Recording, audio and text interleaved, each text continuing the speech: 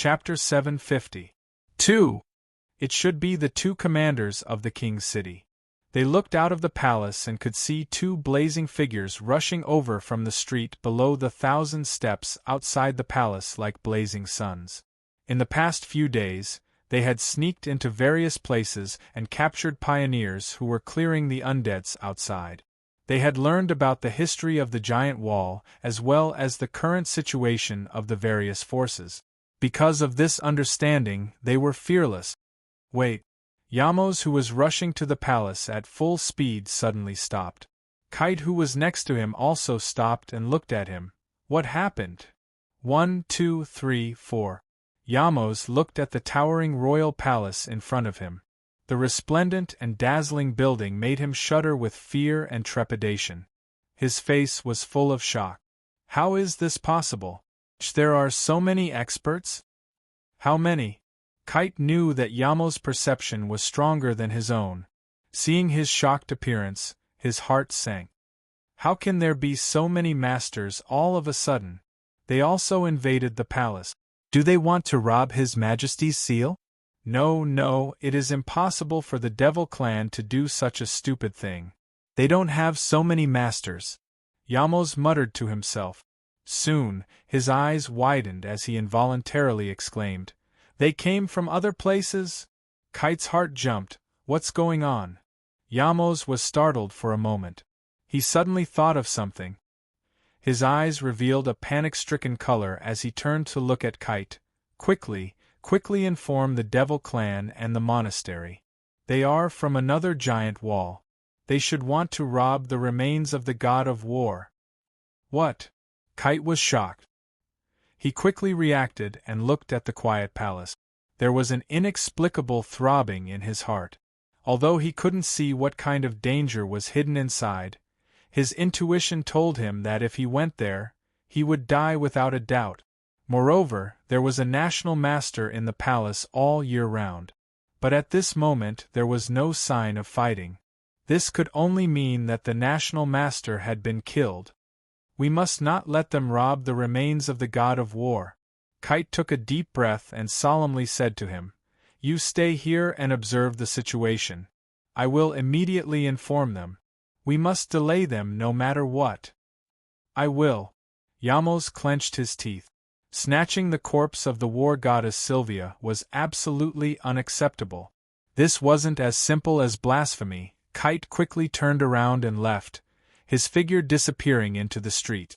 This time, his speed was even faster than when he came. He was worried that the enemies in the palace would try to stop him, so he activated his demon body and ran at full speed. Alarms had also been sounded throughout Royal City. All the commoners on the streets consciously returned to their homes, not daring to stay on the streets. When the alarms sounded throughout Royal City, the troops stationed in the suburbs immediately marched into the city. Like a black torrent, they poured in from every street and headed for the royal palace in the center of the city. One ran away. He must have sensed us and ran to spread the news. The graceful woman frowned slightly and said to the hunchbacked old man, "Big brother, aren't we going to stop them?" "It's fine." The hunchbacked old man indifferently glanced at her. "Even if he doesn't go, the experts of the other forces will soon know about the changes here. After all, this is Royal City. It is impossible for these forces to not have an intelligence network in Royal City. Even if he calls all the experts of the Devil clan, it will be too late. Let's go get the god's corpse first." Let him call. The more people he calls, the better. We can also warm up. Anyway, without the god's corpse, this divine wall will be destroyed sooner or later. Instead of that, why not let us kill to our heart's content? Haha, my blood is boiling. Seeing their excited expressions, the graceful woman slightly pursed her lips and smiled. That's true. We should go down as soon as possible. I think the people underground have sensed us. We can't let them move the god's corpse. Little Six, hurry up. The hunchbacked old man ordered. Little Six was a short but strong man with dark skin. Hearing the order, he grinned, revealing 2 rows of white teeth. The giant axe on his back quickly turned into liquid and covered his entire body. He had entered his demon form. His appearance was strange. He was a monster that looked like a scorpion and a lizard. He crawled on the ground. Including his tail, his body was more than 5 meters long. His 4 claws pressed on the ground and quickly dug the soil. The ground of this courtyard was made of stone, but it was quickly dug by his claws. The soil was quickly pushed away and soon a pitch-black hole appeared. His digging speed was astonishing. The hunchbacked old man and the others jumped into the tunnel he dug. They slid all the way and soon they were out of the tunnel. The other end of this tunnel led to the secret passage under the palace. There were a few wall lamps in the secret passage. The light was dim and they quickly went down the stairs. Whoosh! Whoosh!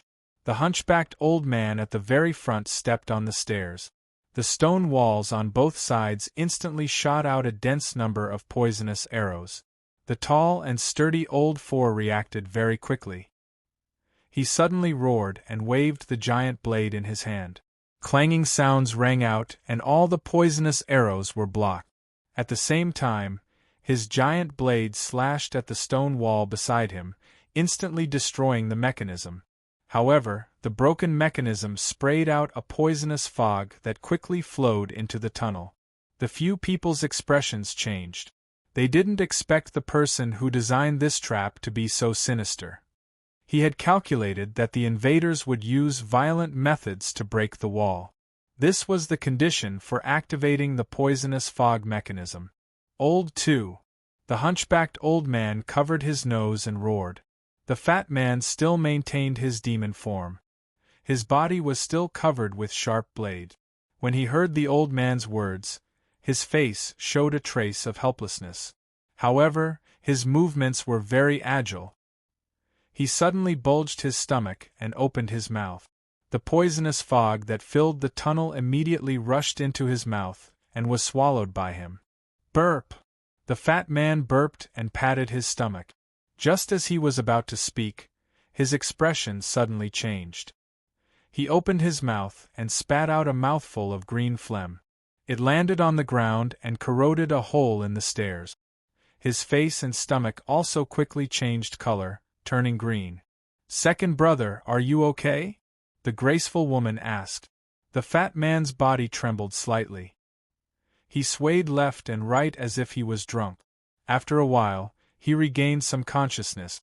He panted and said, "I'm fine. Let's continue."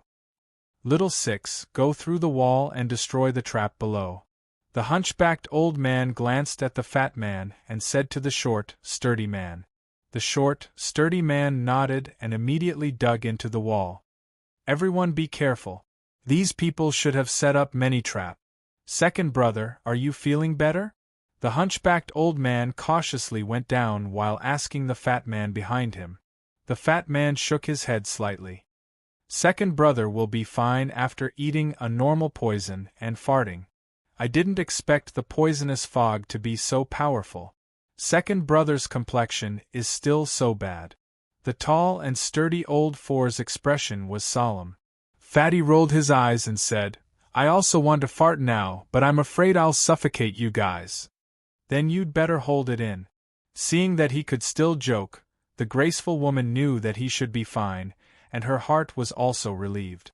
At this time, the group continued to walk down for more than 100 meters, but they did not encounter any more traps. Obviously, they had all been destroyed by Old 6, who had drilled into the wall. However, although the trap had failed, it still made the secret passage below difficult to walk. Some steps were full of sharp thorns, making it impossible to step on them. Some steps were filled with poisonous water. Although the trap was no longer hidden, it was still lethal in the open. The group advanced with great difficulty. Rumble! Suddenly, the entire ground sank and trembled slightly.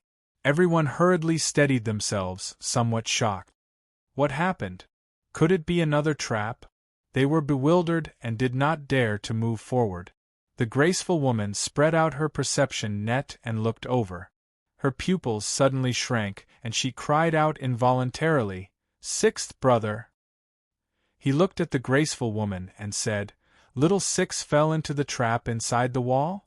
"Yes, big brother." The graceful woman's eyes were red. She gritted her teeth and said, "The sound we heard before should be the sound of the trap being activated.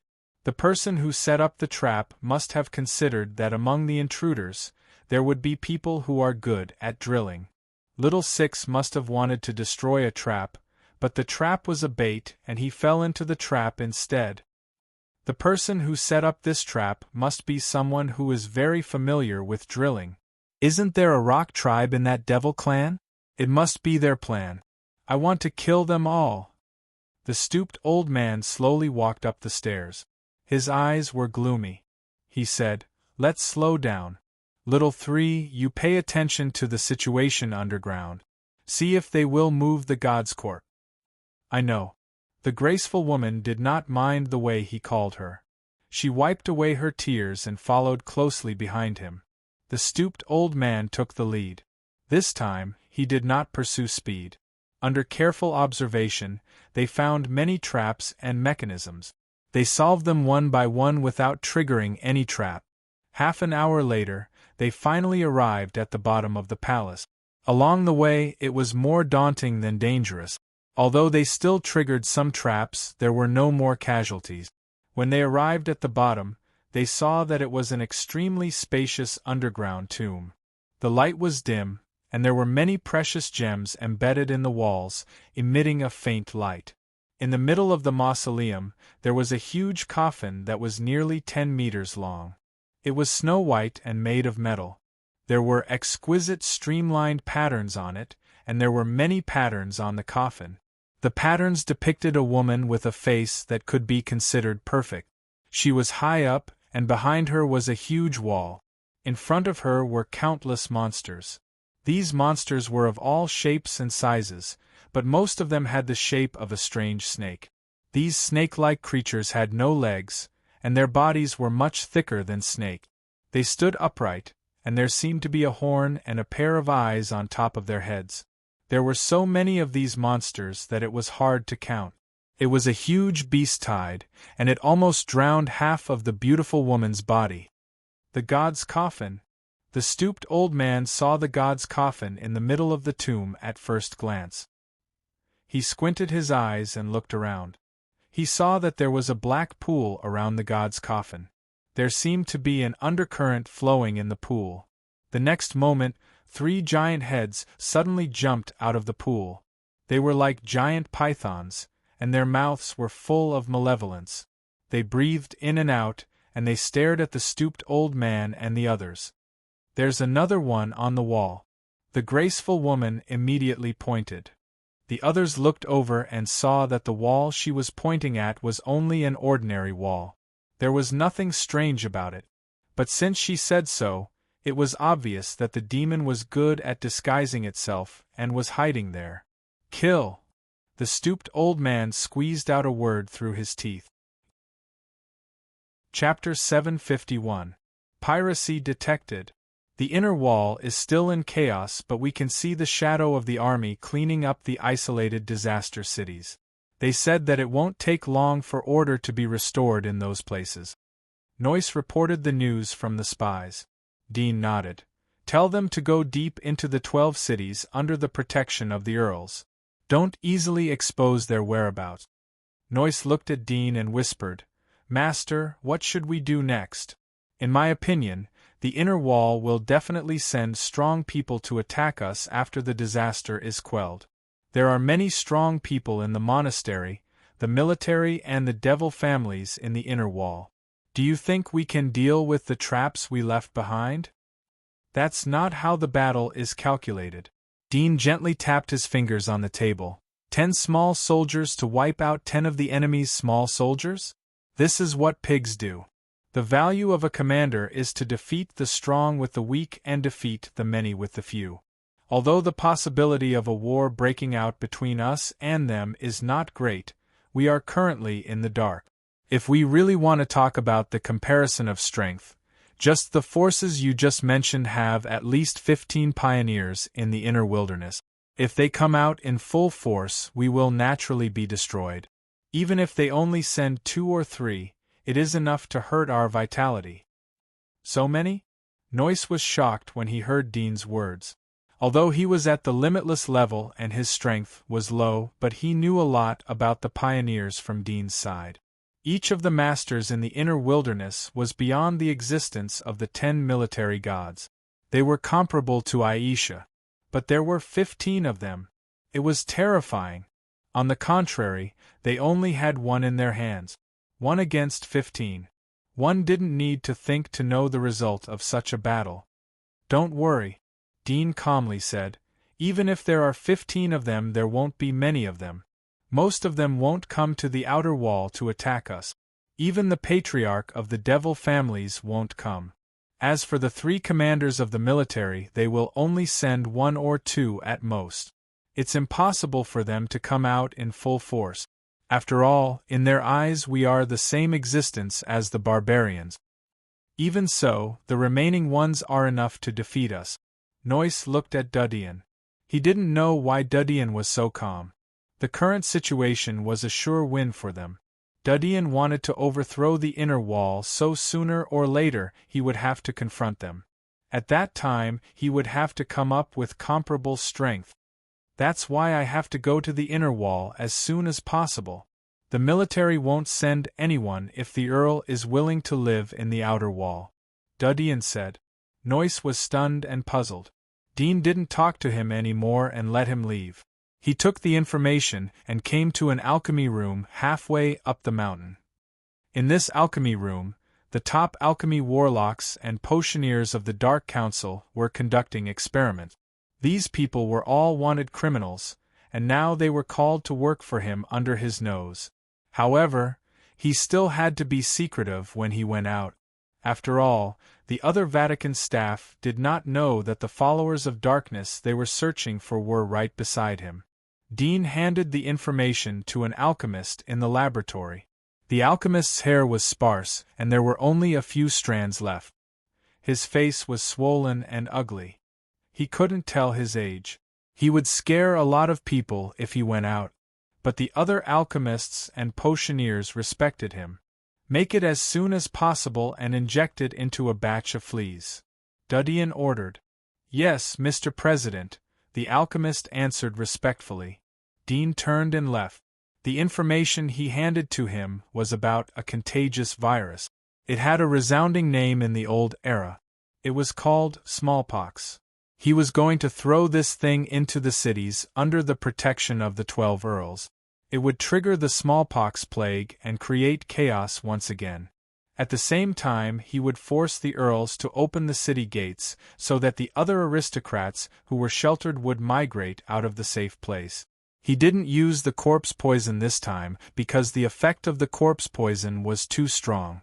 Once infected, they would die without a doubt. It wouldn't cause too much trouble for the military. Moreover, this kind of virus couldn't be cured for a while.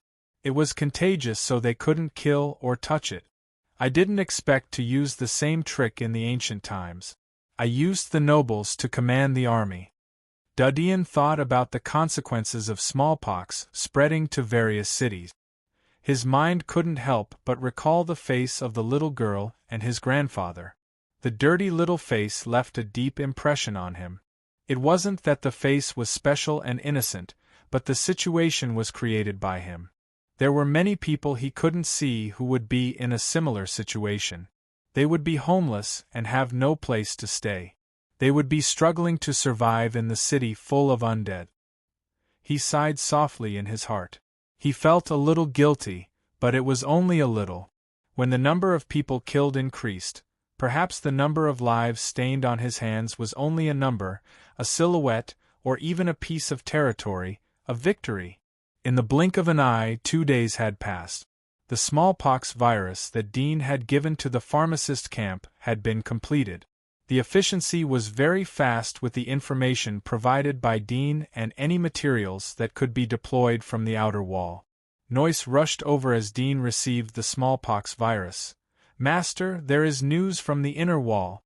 Something big has happened. Something important? Dean's eyelids twitched. Say it. 2 days ago, a group of unknown experts attacked Monarch City and destroyed the palace. It is said that many people were killed. Even the Grand National Preceptor was killed. Many experts from the monasteries and hunter families were also killed. Noyce said quickly. Dean was stunned. He widened his eyes and looked at him in surprise. A strong man of unknown origin? Attacked King City? And even destroyed the palace? Did the monastery and the hunter families participate in the war? Noyce smiled as he saw Dean's incredulous expression. I also suspect that there is a problem with the information. But the information from several people is the same. It should be true. The monastery and the hunter families are participating in the war. It's impossible for them to launch the attack. Dean muttered. He frowned as a horrible idea emerged in his mind. Did these people come from the kingdom of God? But why would the kingdom of God suddenly attack the palace? He thought for a moment and then asked Noyce. The news came 2 days ago. Why did it take so long? Wasn't the intelligence network connected? Chapter 752. Indeed it was too slow. There was a trace of annoyance in Dean's heart. It was a great opportunity, but the news was too slow. He immediately asked, What is the current situation? Are they still there? Do you know why they attacked the palace? They are still in the inner wall, Noyce replied. Dean was relieved. It is said that there were 8 or 9 attackers. They were very strong and destroyed the palace. Their purpose seemed to be to seize the remains of Goddess Sylvia. Noyce quickly narrated. But then the 2 commanders who were guarding the palace arrived and pinned them down. Then the people from the devil families arrived and a war broke out in the palace. It is said that the scene of the battle was terrible. Countless civilian casualties were caused. Even the walls were destroyed. The group of attackers couldn't resist the pursuit of the devil families and the military. They fled to the Pagel Mountains. They were besieged by the 3 devil families and the military. There is no other news. Pagel Mountains? The outline of the mountains appeared in Dean's mind. He had seen it on the map. It was a famous and dangerous mountain range in the inner wall. There were countless beasts in it. Even the seasoned hunters wouldn't dare to get close to it. Even the hunters with magic marks wouldn't dare to enter it easily. It was easy to get lost in there. The terrain was extremely complex and mysterious. 8 or 9 people attacked the palace and destroyed it. Such power isn't something that ordinary pioneers can do. They must be at least military god level or even inner baron level. Dean's eyes lit up. Although the Wall Lord isn't here, but in addition to the 3 supreme commanders there are definitely other strong people. The National Master was a master of inner baron level, but he was killed. Then the 2 supreme commanders rushed over. It means that the 2 supreme commanders were already in the King's City. Otherwise it would be impossible for them to get the news so quickly and rush over. They were the masters of the inner baron, but they couldn't stop the attackers. The 3 devil families arrived, but they couldn't stop the attackers. It means that there were at least 5 or more inner baron level masters among the attackers. Attack the palace to seize the body of Goddess of War? The history of the Outer Wall recorded that the Goddess of War had disappeared a long time ago. She had died. Dean was lost in thought. Why do you want a body when people die? Is there a big secret hidden in it? Or could it be that the real target of the attacker was the King's Seal? Using this matter to cover up? If it's to seize the King's Seal, then it's too stupid. But if it's to seize the god's corpse, then there should be a more thorough plan, and there shouldn't be such a big movement. Unless the attacker is an outsider. Dean speculated that the attackers were from outside the giant wall. A handsome young man with long hair sighed and said, Even if it's you, you probably won't be able to digest it. To be able to poison Big Brother to this extent, this little thing is too scary.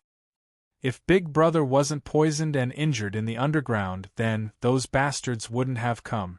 9th and 10th brother wouldn't have died. The burly man gritted his teeth and clenched his fists. There was a huge cut on his chest, but it had turned into a bloody scab. It looked particularly ferocious. All 6 of them were injured. Some of them were seriously injured, but some of them were just cut by swords. They didn't have a broken limb.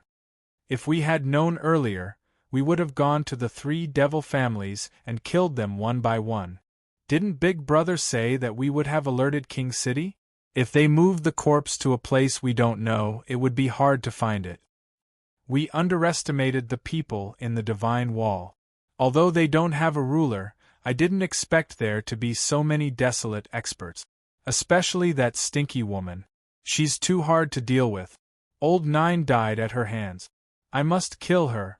Once Big Brother is cured, he will avenge 9th and 10th brother. Fatty sighed and said, everyone should recuperate and recover as soon as possible. Those damn things are still surrounding us, probably discussing how to deal with us. We must protect Big Brother. Once the poison is neutralized, we must kill them all. Chapter 753. The Periphery of the Pagel Mountains. Dozens of tyrannical auras were standing on a high slope. They were divided into 5 camps. If there were people familiar with the forces of the inner wall, then they would be able to identify the identity of these people by looking at the patterns on their armors and badges. In addition to the military and the monastery, there were also Demon Hunter clan with Black Dragon pattern engraved on their armor. There were also Demon Hunter clan with 4 wings engraved on their armor. There was also Demon Hunter clan with a tortoise shell emblem. On the flat ground in front of these people, several figures with unfathomable auras stood together, forming a small circle to discuss something. Princess Eureka, is the real Lord War God Sylvia sealed in the divine coffin that these people are fighting over? A burly man who was nearly 3 meters tall asked. His voice was deep and powerful, like rolling thunder surging in his throat, and his tone was dignified without being angry.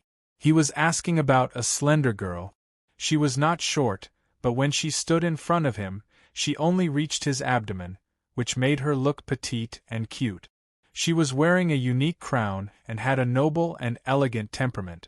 She slightly frowned and said, "Of course, the remains of the war god Sylvia have always been sealed under the palace. These people killed the great state master, the 4 pioneers who guarded the divine casket, and the former state master. Even the 2 mythological beasts guarding the divine casket were killed. Fortunately, Commander Kate called you here in time. Now, they are all seriously injured.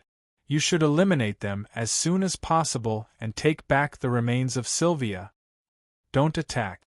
Next to her, a woman wearing a golden robe with fire totems burning at the edges shook her head slightly. She was elegant and graceful, looking like a young lady in her 20s or a charming young married woman in her 30s. She had a unique and cold temperament. Her expression was calm as she said indifferently, "If they are forced into a corner and destroy the god's remains, we will not be able to bear the consequences. Yes, these people are the masters of the inner wall. I have never seen such a devil body before. It's very likely that they will destroy the god's remains if they are forced to a dead end." The one who spoke was an old man draped in the cloak of a monastery missionary. He had a scholarly and sacred temperament that was very convincing. Eureka became anxious when she saw their hesitation. She said, "But this is a once-in-a-lifetime opportunity. One of them was injured by the poison arrow frog, and 2 of them are dead. The rest are also seriously injured. If we don't act now, it will be even more difficult to take back the god's remains when they recover. Once they take the god's remains, we will all be destroyed." "Your Highness, don't worry," the previous giant said in a deep voice. "We won't let them move the god's remains out of the giant wall. There are only 6 of them left. Although all of them are masters of the inner wilderness, we won't lose to them. Dragon Mother, Old Meow and I are enough to suppress the 3 of them. Mr. Dirk, Yamos and Kite can also contain the 3 of them. With the help of so many pioneers, it won't be difficult to stop them, but yes, we have to find a way to separate them from the god's coffin so that they have no time to take care of it." Eureka slightly clenched her fingers. Her heart was burning with anxiety. Her father had left the giant wall for the god's kingdom. She didn't expect that there would be such a big mess. However, she also knew that it was impossible for them to attack the god's coffin. Unless. There was no unless. She lowered her head and remained silent. A figure was flying in the sky above the wasteland. It was Dean. He spread his wings and flew at full speed. Most of the pioneers must have gone to the front line after the king's palace was destroyed. He wasn't afraid of exposing himself by flying so high. In contrast, he was more concerned about the current situation of the attackers. It would be an opportunity for him, if possible. He bypassed some city routes that were under the protection of the earls and went all the way to the central area of the inner wall. He looked down from the sky when he was close to the king's city. He flew around the city and saw that the west side of the wall was destroyed. There was a huge gap that was tens of meters long. It wasn't difficult to imagine what kind of earth-shattering battle had broken out at that time. At present, there were a lot of wall builders building the wall. Soldiers were patrolling back and forth.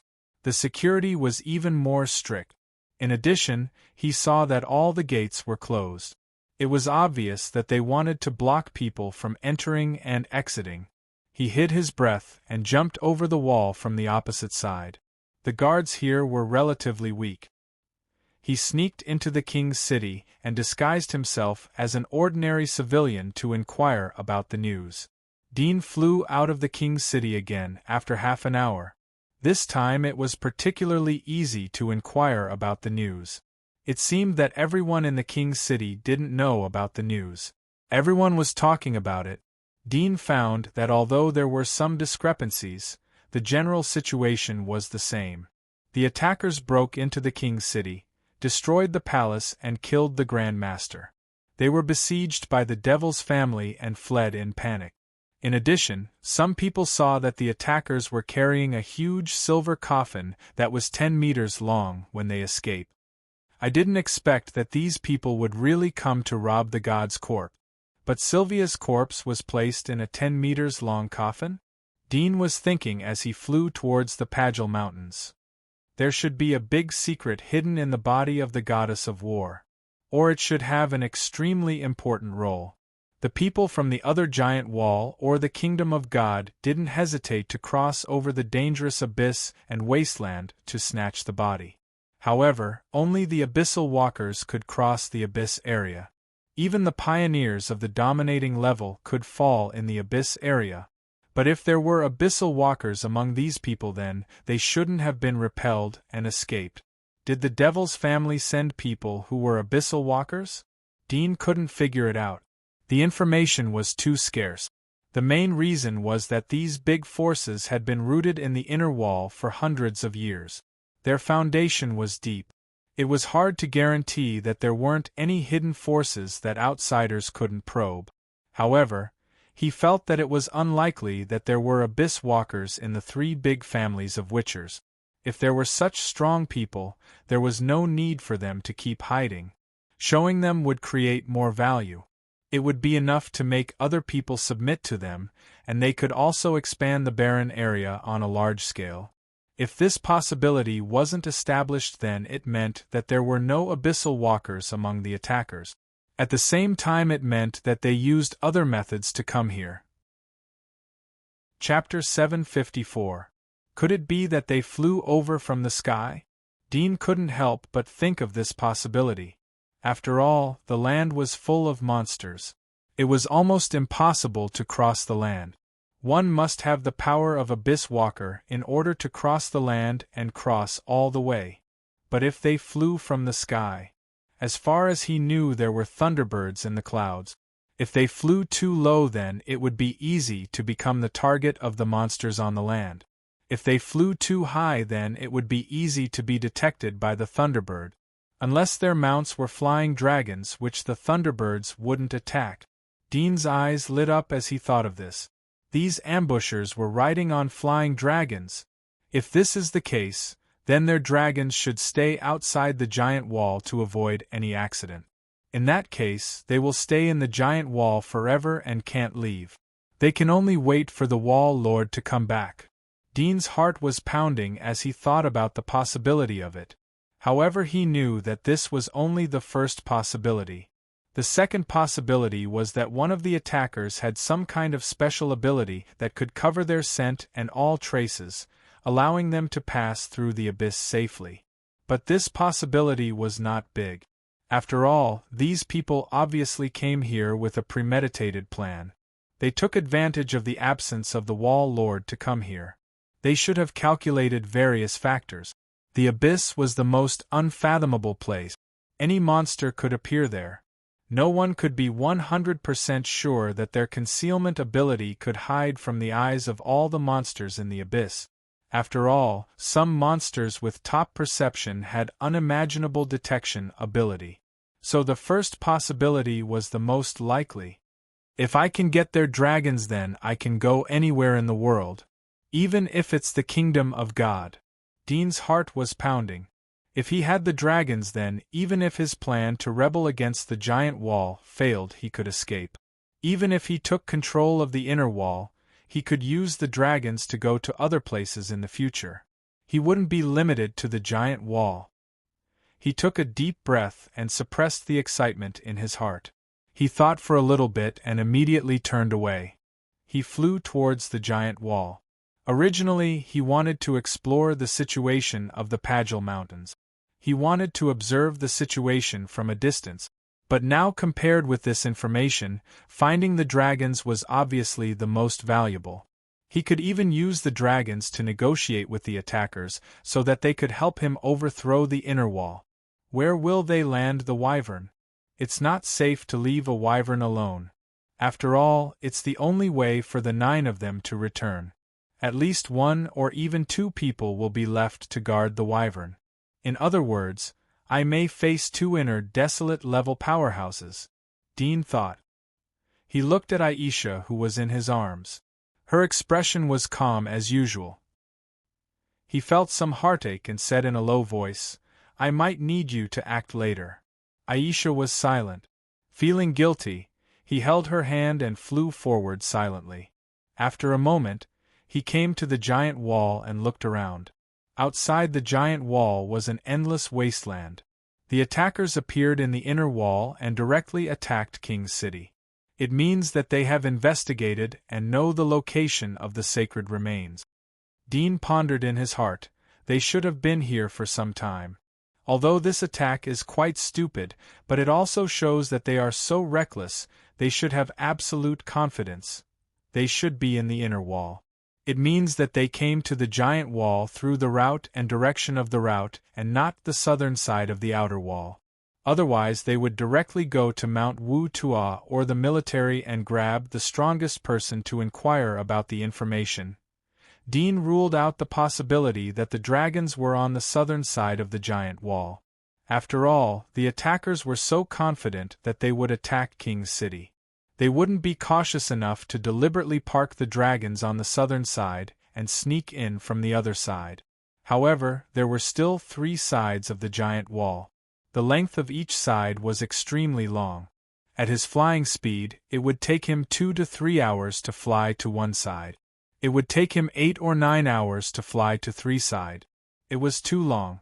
If the attackers broke free from the siege of the military and the Pagel Mountains and bumped into him, then he would be out of luck. The giant wall near the sighing wall can be ignored.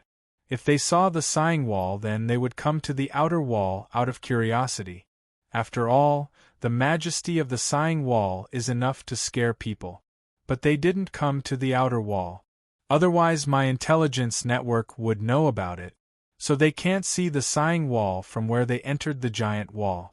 There must be at least 1 person in their team who has top perception ability. A master who is good at perception would be able to sense the source of sound more than 20 miles and smell more than 100 miles. The rest of the places from the sighing wall to the inner wall are likely to be the places where they entered the giant wall. Dudian thought for a moment. He flew along the giant wall and observed the situation outside the giant wall as well as the situation on the giant wall. He kept a high level of concentration to detect any small details, especially the smell floating in the air. He felt that with the way these 9 people did things, it was unlikely that they would remove the scent he left behind. It had not rained for the past 2 days, so they would most likely stand on the city wall and observe for a while.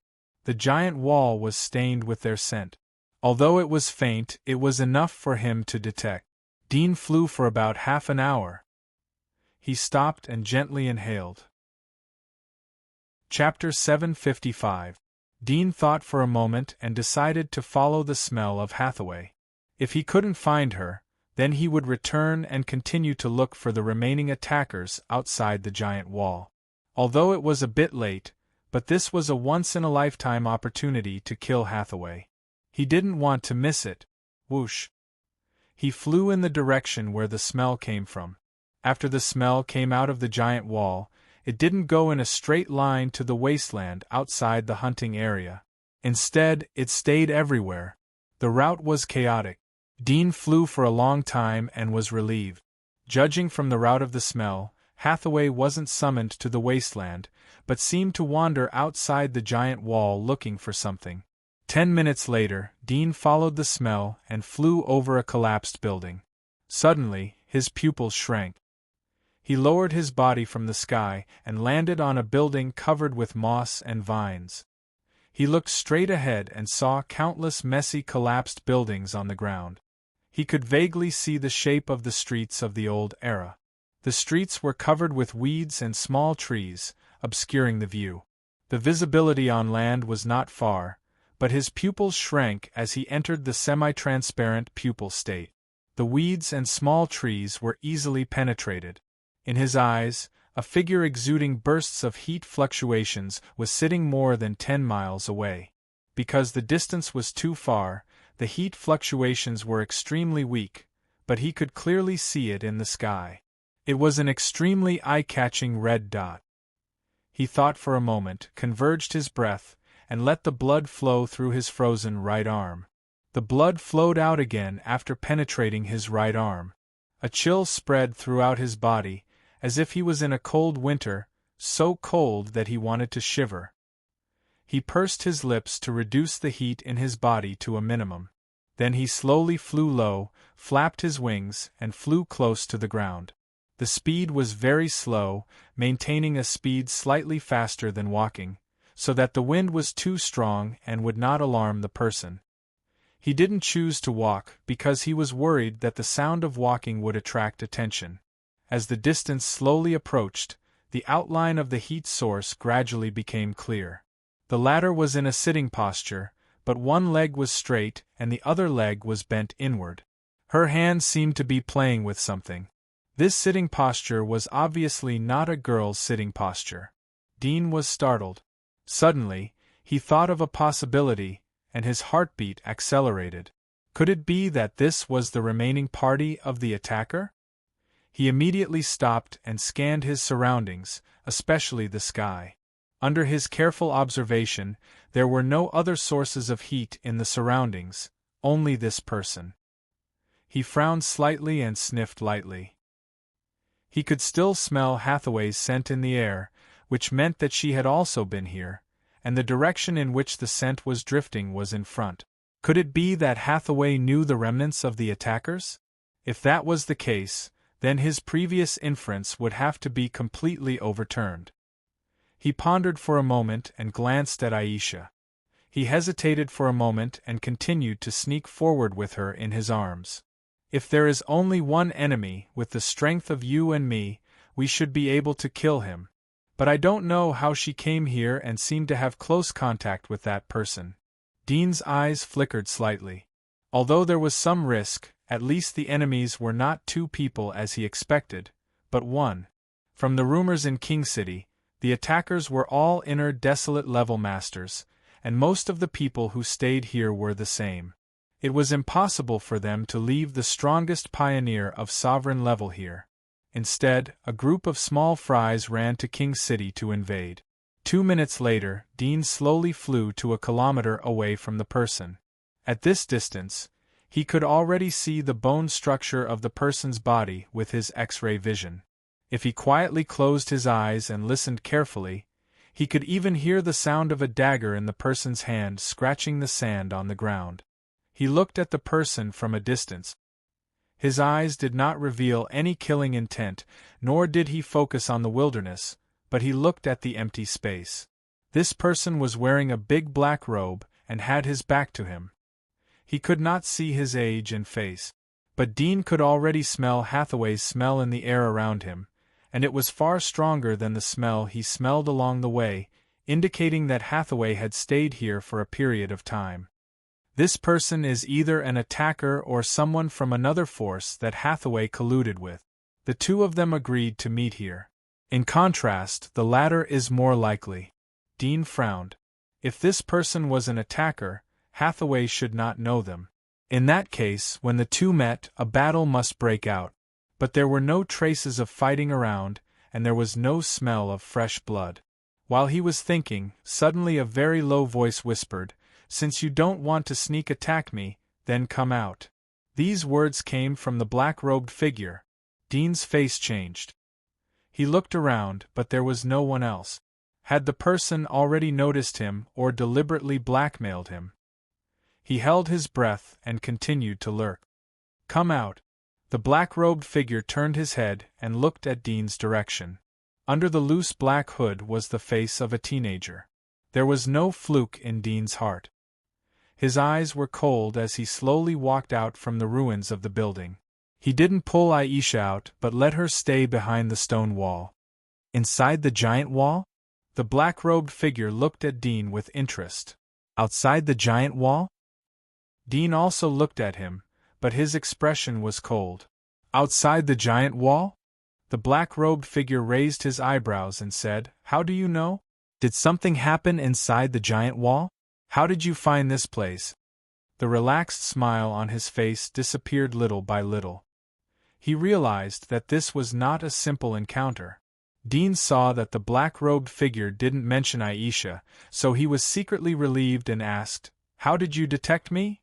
"Oh, although you flew all the way here, and the airflow caused by the breeze is as gentle as a natural breeze, but you were too close, and your smell exposed your existence." The black-robed youth indifferently said, "You haven't answered my question yet. Are you from the kingdom of God or the other giant wall?" Dean continued to ask, "You don't have the power of the Abyss Walker. How did you cross the abyss?" "You have a lot of questions." There was a trace of sneer on the black-robed youth's face. "But you haven't figured it out. You don't deserve to ask me questions." His figure suddenly flashed and rushed towards Dean. The black robe on top of his head was blown up by the wind, revealing the handsome face of a teenager. But his face didn't have the slightest bit of immaturity and cuteness, but cold, killing intent. Dean saw the intensity of the heat source in his body rise rapidly the moment he moved. It was like a burning fireball, and the intensity soared by several levels.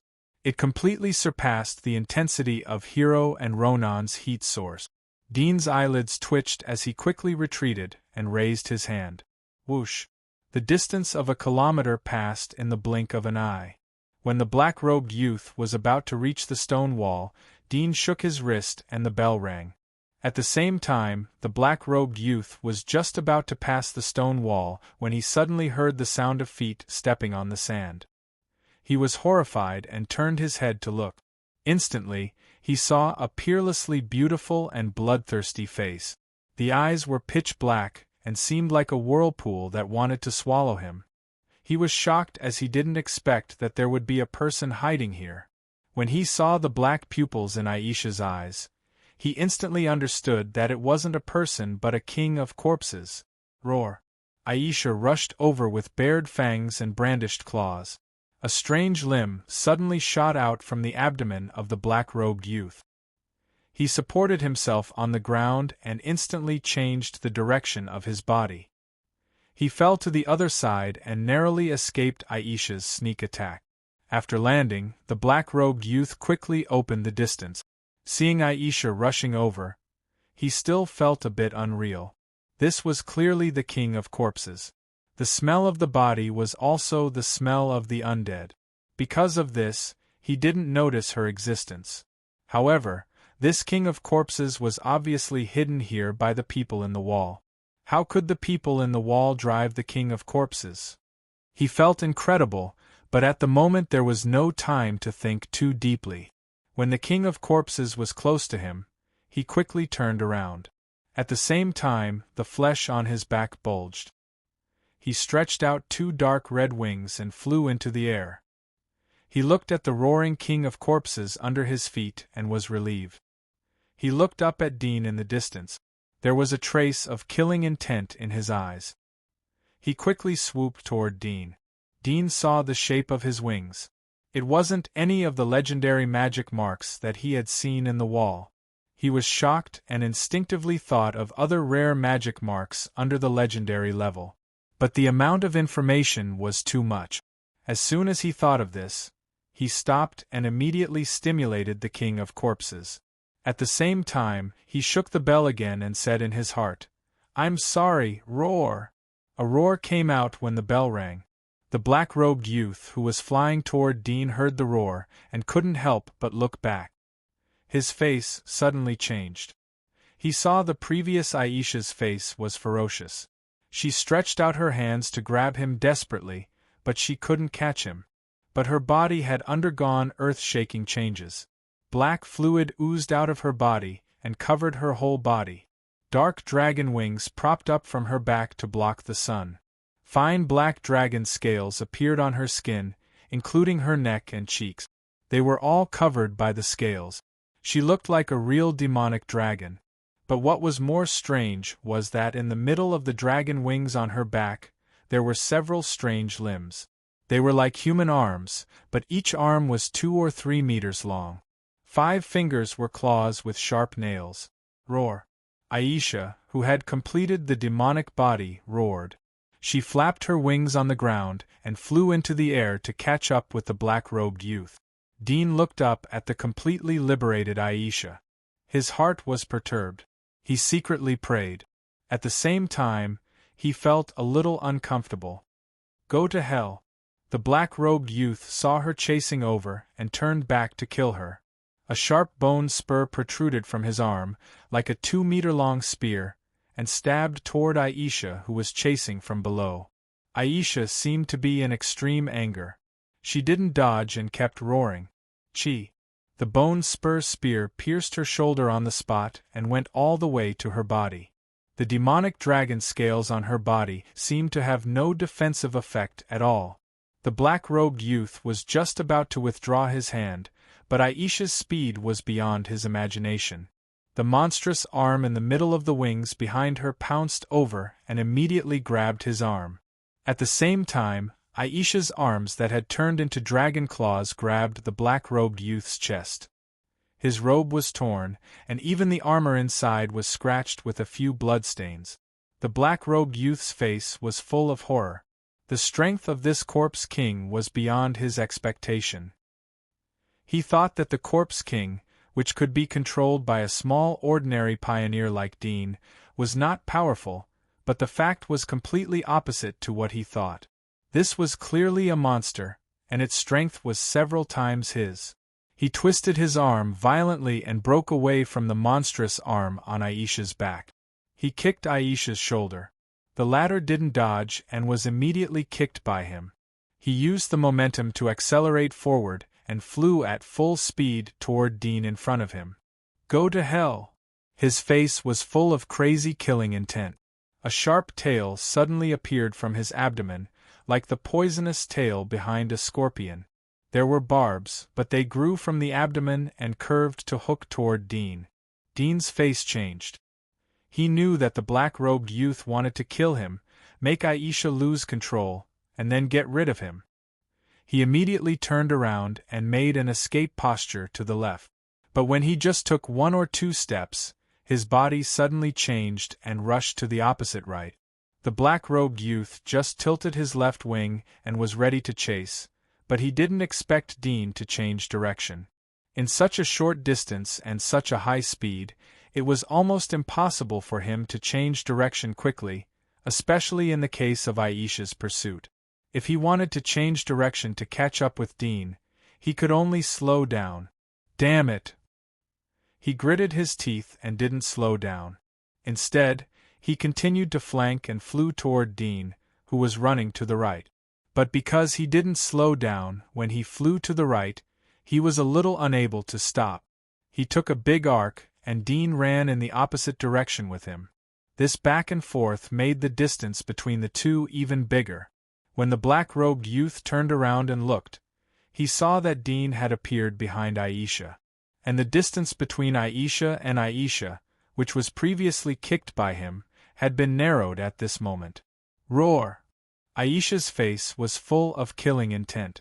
This killing intent seemed to be projected from her eye socket.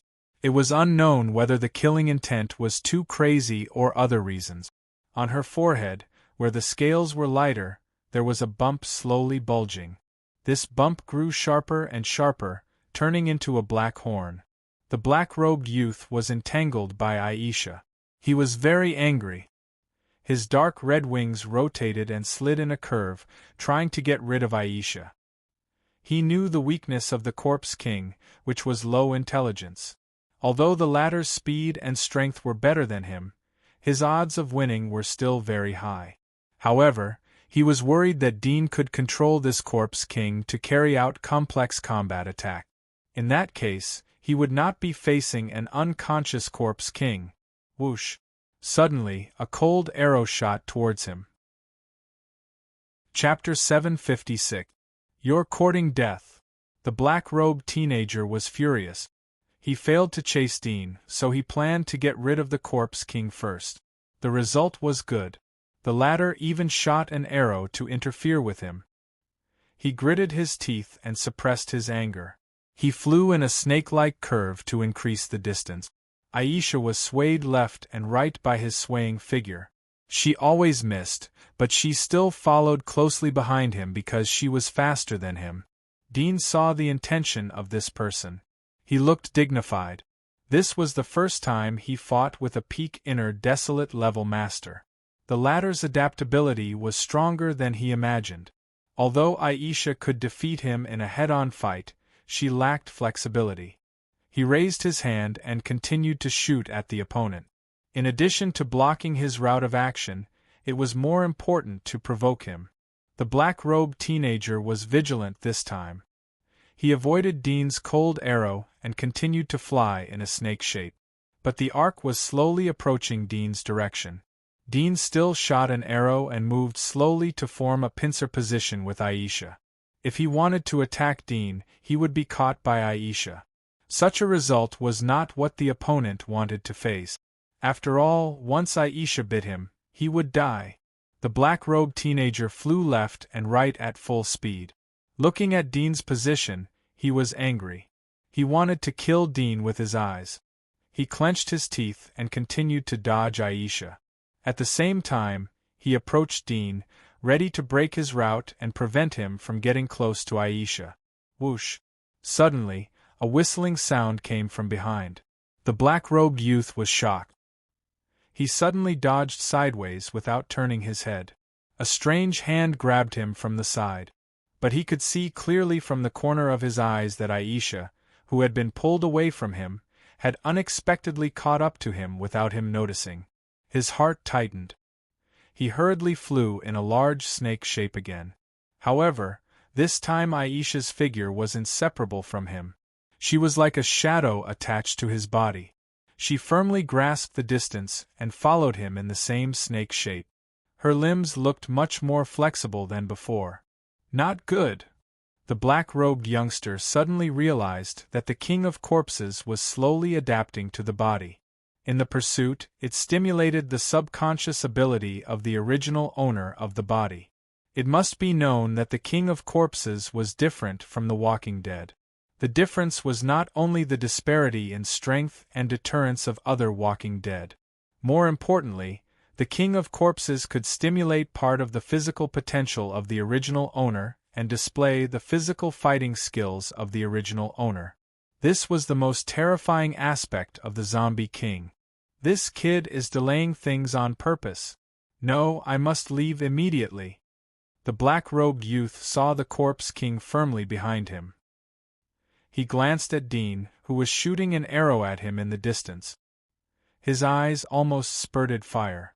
The strong killing intent made him resentful, but he knew that he must swallow this anger now and leave immediately. Otherwise, when the corpse king's fighting potential was restored more and more, it would be more difficult for him to escape. He was decisive and immediately flew up without looking back, ignoring Dean. Aisha's figure also rose as he flew away. She followed closely behind him and quickly approached him. The black-robed youth's figure instantly twisted, flew forward parallel, and then fell at an extremely fast speed. Aisha, who was following him, seemed to have expected it. She was not misled by his rapid change of direction. She flew forward parallel at an extremely fast speed, and then fell rapidly. The route was almost exactly the same. Whoosh!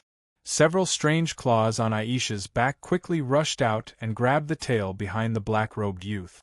The black-robed youth felt the terrifying aura firmly locked behind him. His face was ugly. He swung his tail quickly and hit the strange limbs that Aisha stretched out. But the strange limbs on Aisha's back were extremely flexible, no longer as stiff as before. Two of the strange limbs shook the black-robed youth's tail head-on, and the other strange limb suddenly stabbed like a sharp knife, instantly hitting the black-robed youth's tail. The claws of the strange limb were like barbs, firmly clasping his tail. The other strange limbs immediately climbed up his tail, narrowing the distance. The black-robed youth turned pale with fright. He suddenly let out a low roar, and with a ripping sound, his tail suddenly broke off from the root. After losing his tail, he sprinted forward for a short distance, but his speed quickly decreased. Without the balance control of his tail, it was difficult for him to display the previous flexible snake flight. Whoosh! A sharp arrow suddenly shot from the front. The black-robed youth's face changed, and he dodged to the side. The suppressed anger in his heart instantly jumped up, but at this moment, a cold, killing intent enveloped him from behind. It was like a black haze had turned into a blood basin mouth, and it seemed that it could swallow him at any time. His anger disappeared in an instant, and his face turned pale. He mustered all his strength and rushed forward desperately. At the same time, he took out a strange stone from his arms. There were many small holes on the stone. He aimed at one of the holes, and suddenly a ripple-like whining sound came out. The sound was not loud, but it was very distant. Dean was surprised when he saw his actions. Is he calling for help? Just as he was thinking about it, a rumbling sound came from thousands of meters away, and the ground beneath his feet started to shake. The next moment, he saw a black mountain-like sphere rising from the ground, rolling over quickly like a black hole, crushing all the weeds and broken walls in its path. It was the black earth he had seen before, and it was the huge black hell. It turns out that the black prison outside the giant wall belongs to them. Such a thought emerged in Dean's mind. The next moment, he suddenly remembered the appearance of Aisha being locked by the black prison. His face changed, and he immediately touched the bag behind his back. Soon, he touched the mat. His heart settled, and he glanced around. The most thing in the hunting area outside the giant wall seemed to be weed. He immediately found a withered yellow weed, and rubbed the match to ignite it. The ground rumbled and slightly trembled. Finally, the match ignited a few withered yellow weed. He twisted the weeds into a ball and stretched it into the grass next to him. Soon, the flame gradually burned the growing weeds, and the flame slowly covered more weed. The black-robed youth felt the heat, and suddenly his pupils shrank, and he almost cried out. At this moment, he suddenly felt a sharp pain on his back, as if he had been stabbed by a few sharp knives. He looked back and saw a ferocious face full of murderous intent coming towards him. He hurriedly flapped his wings, and 2 daggers suddenly grew out of the flesh on his palms. These daggers seemed to be a part of his body. He quickly waved the daggers to counterattack, but the next moment, a few black shadows flashed, and with a few clanging sounds, the daggers in his hands were knocked away.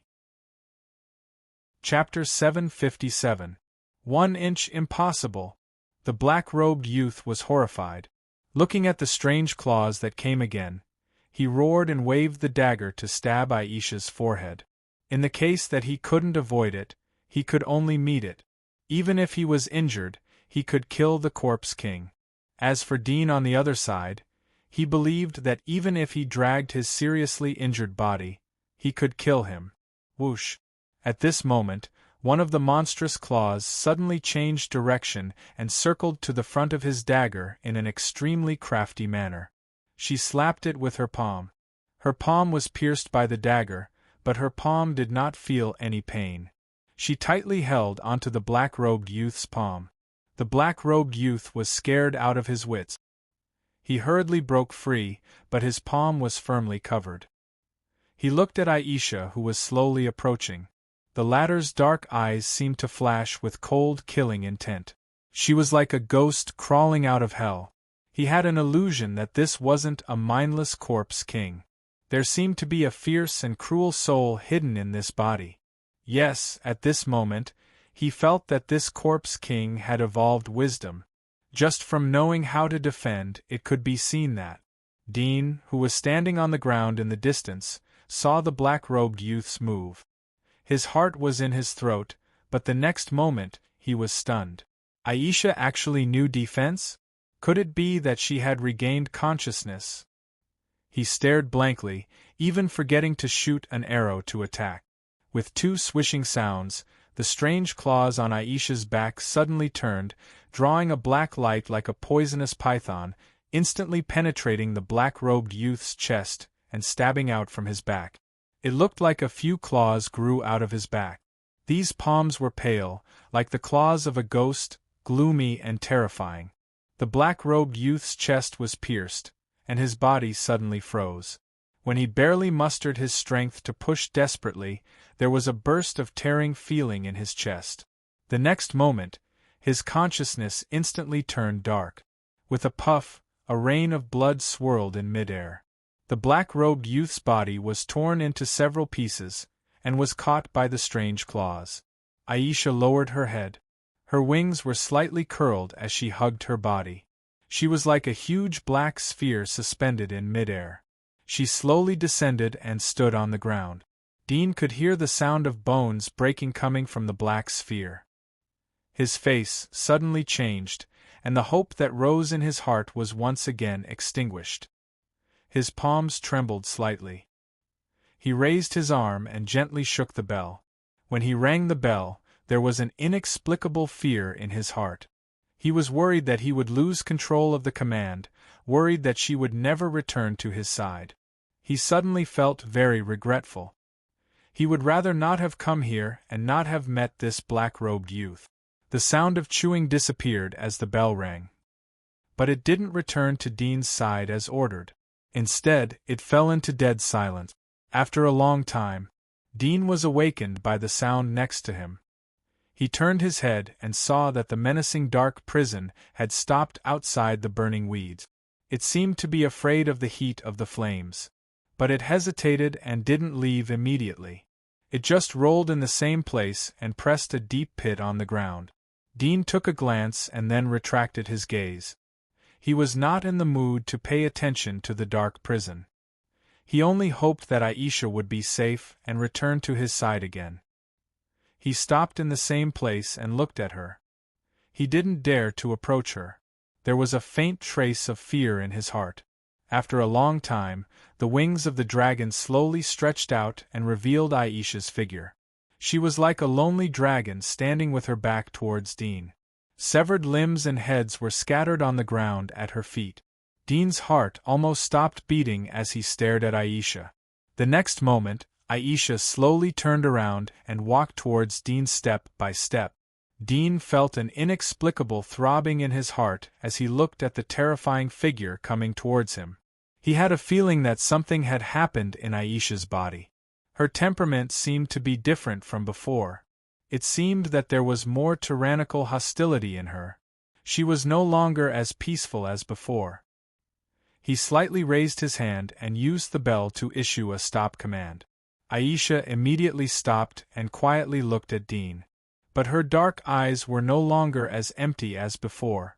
It seemed like she was staring at Dean seriously.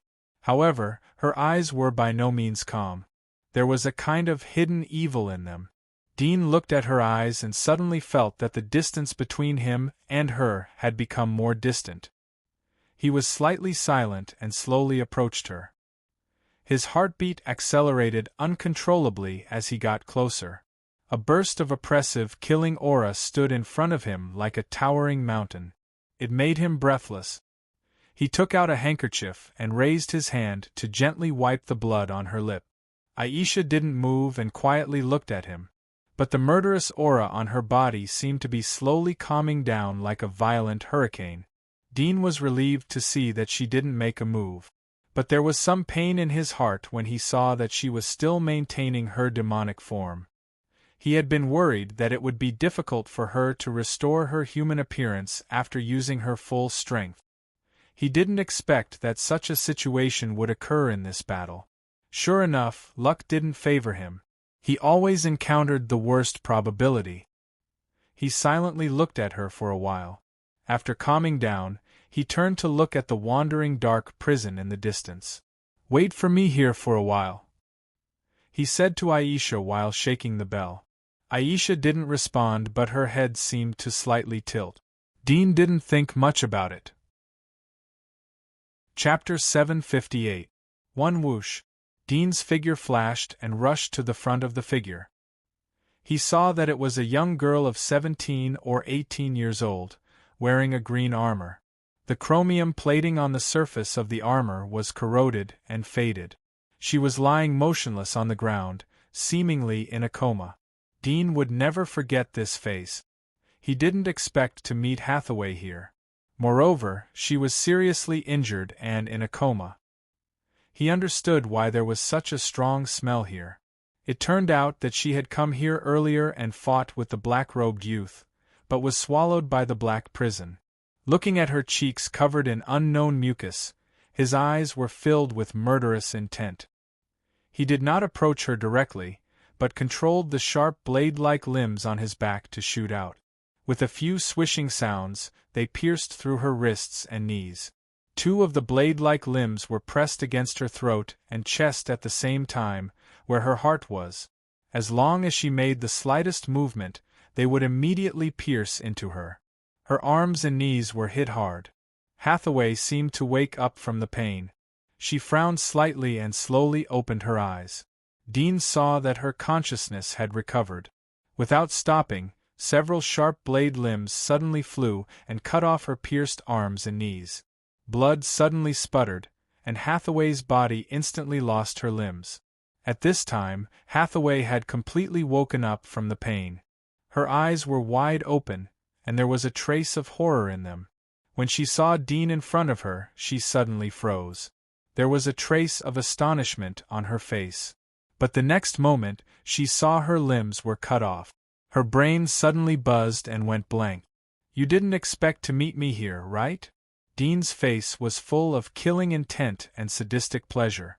He said word by word, "You were lucky to escape last time, but God won't always care for you." Hathaway woke up and looked around.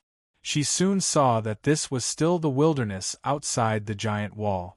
Behind Dean, she could still see the towering giant wall and the indelible figure standing in the distance. She was startled and her mind was in chaos. Although there was a sharp pain in her limbs, what made her more afraid was that she was facing Dean without any resistance. Facing this youth who had crazy hatred and killing intent for her. She knew what would happen if she fell into her hands, but her current situation was so bad that it couldn't get any worse. There was no possibility of turning the situation around. Dean grinned when he saw her gnashing her teeth. The blade-like limbs on his back danced quickly, and Hathaway's armor was immediately peeled off and thrown dozens of meters away by the blade-like limbs. In the blink of an eye, Hathaway was naked, lying on the grass like a white lamb. Every secret part of her body was exposed. There was a trace of panic in Hathaway's eyes, but she quickly restored her coldness. If there was anything that could make her persist, it would be that she would never show a humble begging posture in front of Dean. She knew that even if she did that, she would not be able to get the youth's forgiveness. That kind of hatred could only be resolved by killing. Even if you kill me, you won't be able to get my sister. She has already become a corpse king and will never return. Hathaway looked at Dean coldly. Although she was lying on the ground, her chin was slightly raised as if she was looking down at Dean. These words pierced Dean's heart like a sharp awl. He roared fiercely and threw a blade-like limb on her cheek, immediately cutting a bloody wound. "Shut up, bitch!" He roared angrily, and blue veins bulged on his neck. "Kill me if you have the ability, humble man. Look at your ugly face. Even if my sister didn't become a corpse king, she wouldn't look at a man like you." Hathaway endured the pain from her face and limbs. The excessive blood loss made her feel cold, but she still looked at Dean proudly and mocked. "You are a loser. Do you think that my sister is good to you because she likes you? You don't look in the mirror to see what you look like. In terms of appearance, there are many people who are 100 times more handsome than you. In terms of ability, there are countless people who are stronger than you. Which part of you is worthy of my sister's attention? She just thinks of you as a clown, a humble pariah outside the giant wall." Dean's blade-like limb pierced her shoulder. The sharp pain suddenly interrupted Hathaway's words. Dean's face was distorted, almost inhuman. He looked at her ferociously and said word by word, "You don't deserve to mention her, you don't deserve it. You don't deserve it." Hathaway twitched in pain, but still clenched her teeth and fought back. Dean's eyes protruded, and he looked terrible. He suddenly laughed, incomparably ferocious. "You like to talk, right? Can you still talk without a tongue?" His sharp blade-like limbs reached for Hathaway's mouth and pierced into her lips. The sharp blade-like blade cut open her tightly closed lips, and blood seeped out from the corner of her mouth. Hathaway clenched the sharp blade with her teeth, and there was a trace of horror in her eyes that were full of mockery. Dean grinned. "This is just the beginning. This time you won't have that kind of luck. I will let you inflict the pain on me and her back 100 times. Hathaway clenched her teeth, and didn't dare to open her mouth. Dean didn't really intend to cut her tongue. He was still hoping to get some secrets of the dragon family and other Witcher families from her mouth. He retracted the sharp blade, but still put it on her chin. "If I hear you speak ill of your sister again, I will cut off your tongue piece by piece, and then feed it to the dogs. I will let your tongue have intimate contact with the wild dogs." Hathaway's face changed. Although she could bear the pain of her tongue being cut, but Dean's words made her heart throb.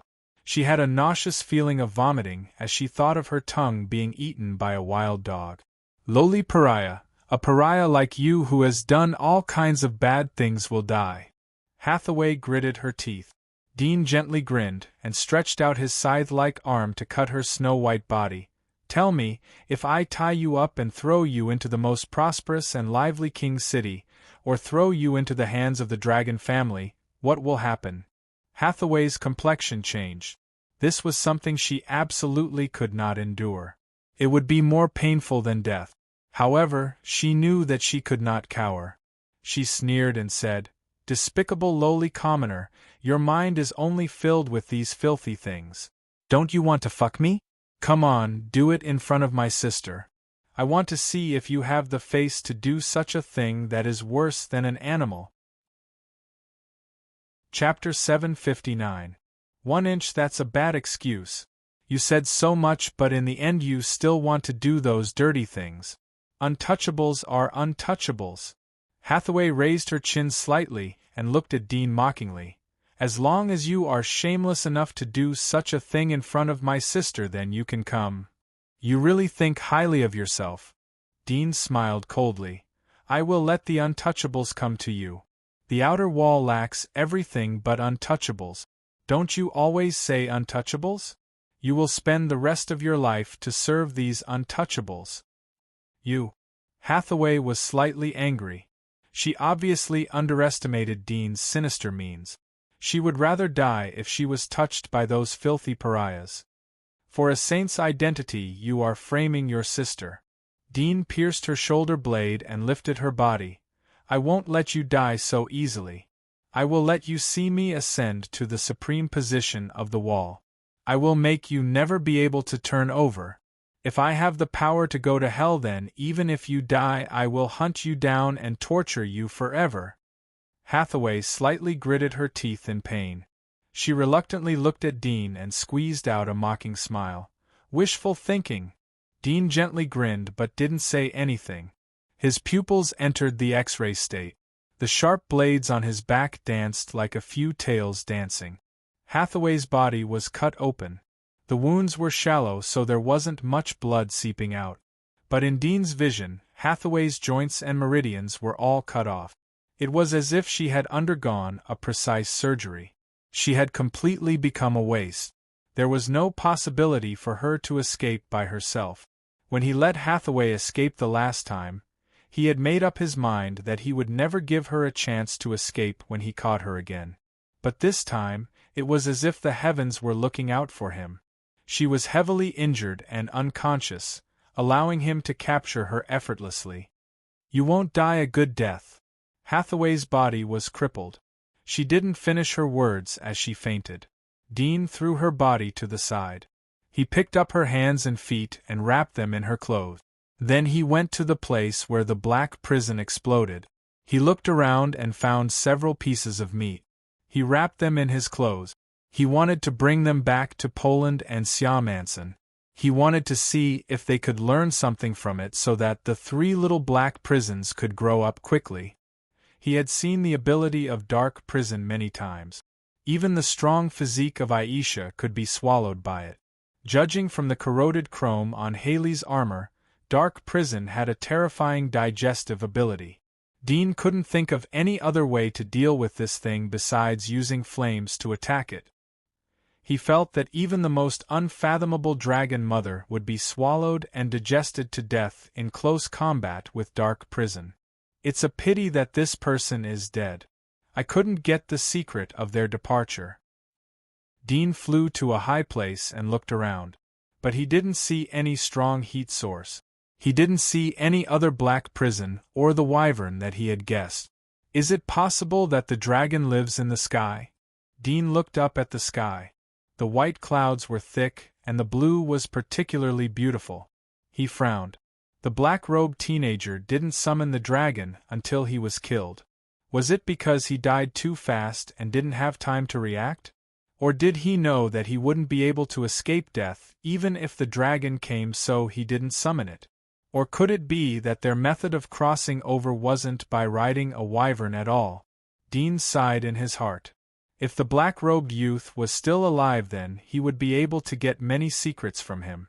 For example, where did they come from? What was the scale of the kingdom of God? Were there any other giant wall besides Sylvia? How many were there? Why did they snatch the body of Sylvia's god of war? It seems that I have to find a way to find out from the mouths of the remaining people. Dean shook his head and felt regret. He landed on the ground and picked up the torn limbs of the black-robed teenager. He rolled them into his clothes and wrapped them up. Then he hugged Aisha and Hathaway with his tail and flew to the giant wall. He was still thinking on the way back to the giant wall. When he passed by the giant wall, he immediately changed direction and flew towards the outer wall area. Half an hour later he returned to Utopia Mountain. He sent Aisha to the temple and then asked Noyce to call Riley. Riley lived on the mountain. His job was to teach Aurora how to use the sword. His days were quite easy. He came to the temple and saw Haley, who had no limbs, on the ground. His face slightly changed. He felt that every time he came to see Dean he would have a feeling of fear. He bowed. Riley greets Master. There is something I need you to do. Dean threw a silk handkerchief to him. Go to the west side of the giant wall, 30 miles north of the wall. Wait for someone there. Wait for someone? Riley took the handkerchief and saw that there was something wrapped inside. He opened it and saw a severed finger. There will be a group of powerful people in the next few days. They will see you and ask you what happened there. You tell them that if they want to know where the owner of the finger is, then they will have to kill all the masters in the inner wall who are above the wilderness level. Riley was startled. He now knew the concept of the wilderness level. Dudian clearly wanted to use the hands of this group of people to clear the obstacles for him. At the same time, he was aware of the danger he was going to deal with. The owner of the finger must have an extraordinary relationship with this group of people. If this group of people saw the finger and got angry, it was likely that they would kill him on the spot. He knew that he had no choice but to bow his head. This group of people may not go there. Dean saw Riley's worry, but he didn't point it out. He calmly said, "Even if you go, they won't embarrass you as long as you open your mouth. Come back after 5 days if you don't meet anyone." "I see." Riley let out a sigh of relief and left respectfully. Dean asked Noyce to take Haley to the dungeon after Riley left. He asked about the situation in the inner wall.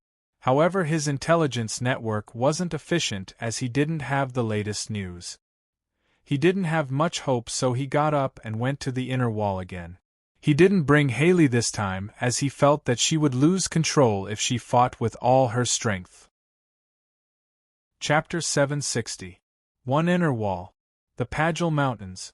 Everyone had already set up their tents on the hillside. Among them, the brightest color was the golden royal tent. Yulita was sitting in the seat of honor. Her small face was filled with anger. "These devil families are just like what my father said. They are unreliable. The situation is so urgent, but they still don't want to use their full strength. Do they really think that I don't know what they are thinking? Your Majesty, you have to calm down," a white-bearded old man said. "They don't want to go because they suspect that the god's corpse isn't real. They want to know the location of the god's corpse from your Majesty's mouth. The danger will be greater if they know." "What's real?" "It's real." Eureka's eyes flashed as she angrily rebuked. The white-bearded old man hurriedly replied, "Yes, your Majesty. Do you want to use the king's seal to order them to go all out? They may not fight with all their strength even if we force them to go all out." Eureka glanced at him. "Don't worry, Your Highness. They had 9 people in the beginning, but now they've lost 3 people, leaving only 6. Although they're all inner desolate level experts like me, we have enough people here to keep them here," said Yamos from his seat below the tent. Eureka's eyes were deep. "Who knows if they have someone outside to help them? Haven't you ever considered how they managed to cross over from the abyss? Although we can be sure that they don't have any abyssal walker, but they must have some special means to get here. Moreover, they should know that my father has left the giant wall and is going to the kingdom of God. Your Majesty's meaning is, they should have cards up their sleeves that we don't know about. Don't think things are too simple," Eureka continued. "If we can't resolve the battle as soon as possible, then it won't be a good thing, even though this is our home ground." Everyone in the tent looked at each other in dismay. Eureka summoned the strongest of the 3 devil families, Magistrate and the 3 devil families, to a meeting after half an hour. She asked, "Everyone, have you thought of a way to recapture the god's coffin after such a long time?" "Your Majesty, don't be impatient. This matter can't be rushed," a man with a tortoise-shell medal calmly replied. "We have arranged a cordon around the perimeter. They won't be able to escape." Eureka's eyes were cold as she stared at him. "Is that so?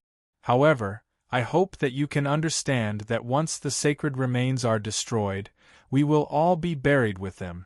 Now that the divine casket was in their hands, the longer they delayed, the more likely it would be destroyed. If they knew that they couldn't escape and were in complete despair, it was more likely that they would destroy the god's corpse. "Do you really want to bet?" When she said the last sentence, her meaning was clear. Hearing her words, everyone's expression changed slightly. The meaning behind her words was extremely clear. The muscular man slightly frowned. There was a trace of displeasure on his face. With his identity, even if Eureka was the only daughter of the Wall Lord, She shouldn't talk to him with such an attitude. After all, he was also an elder. But at the moment everyone was present, so he couldn't blame her on the spot. So he asked in a deep voice, "In that case, does your Highness have any ideas?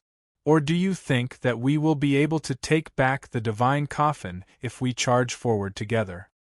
Eureka's eyes were as sharp as swords. Her young face was filled with determination. She didn't show the slightest hint of fear. She said word by word, "We can't just charge forward, and we can't just sit here and wait for death. I have already thought of an idea. We will take turns to send people to fight. We won't attack by force, we will just exhaust them. Since they are all severely injured, we can't afford to give them time to recover.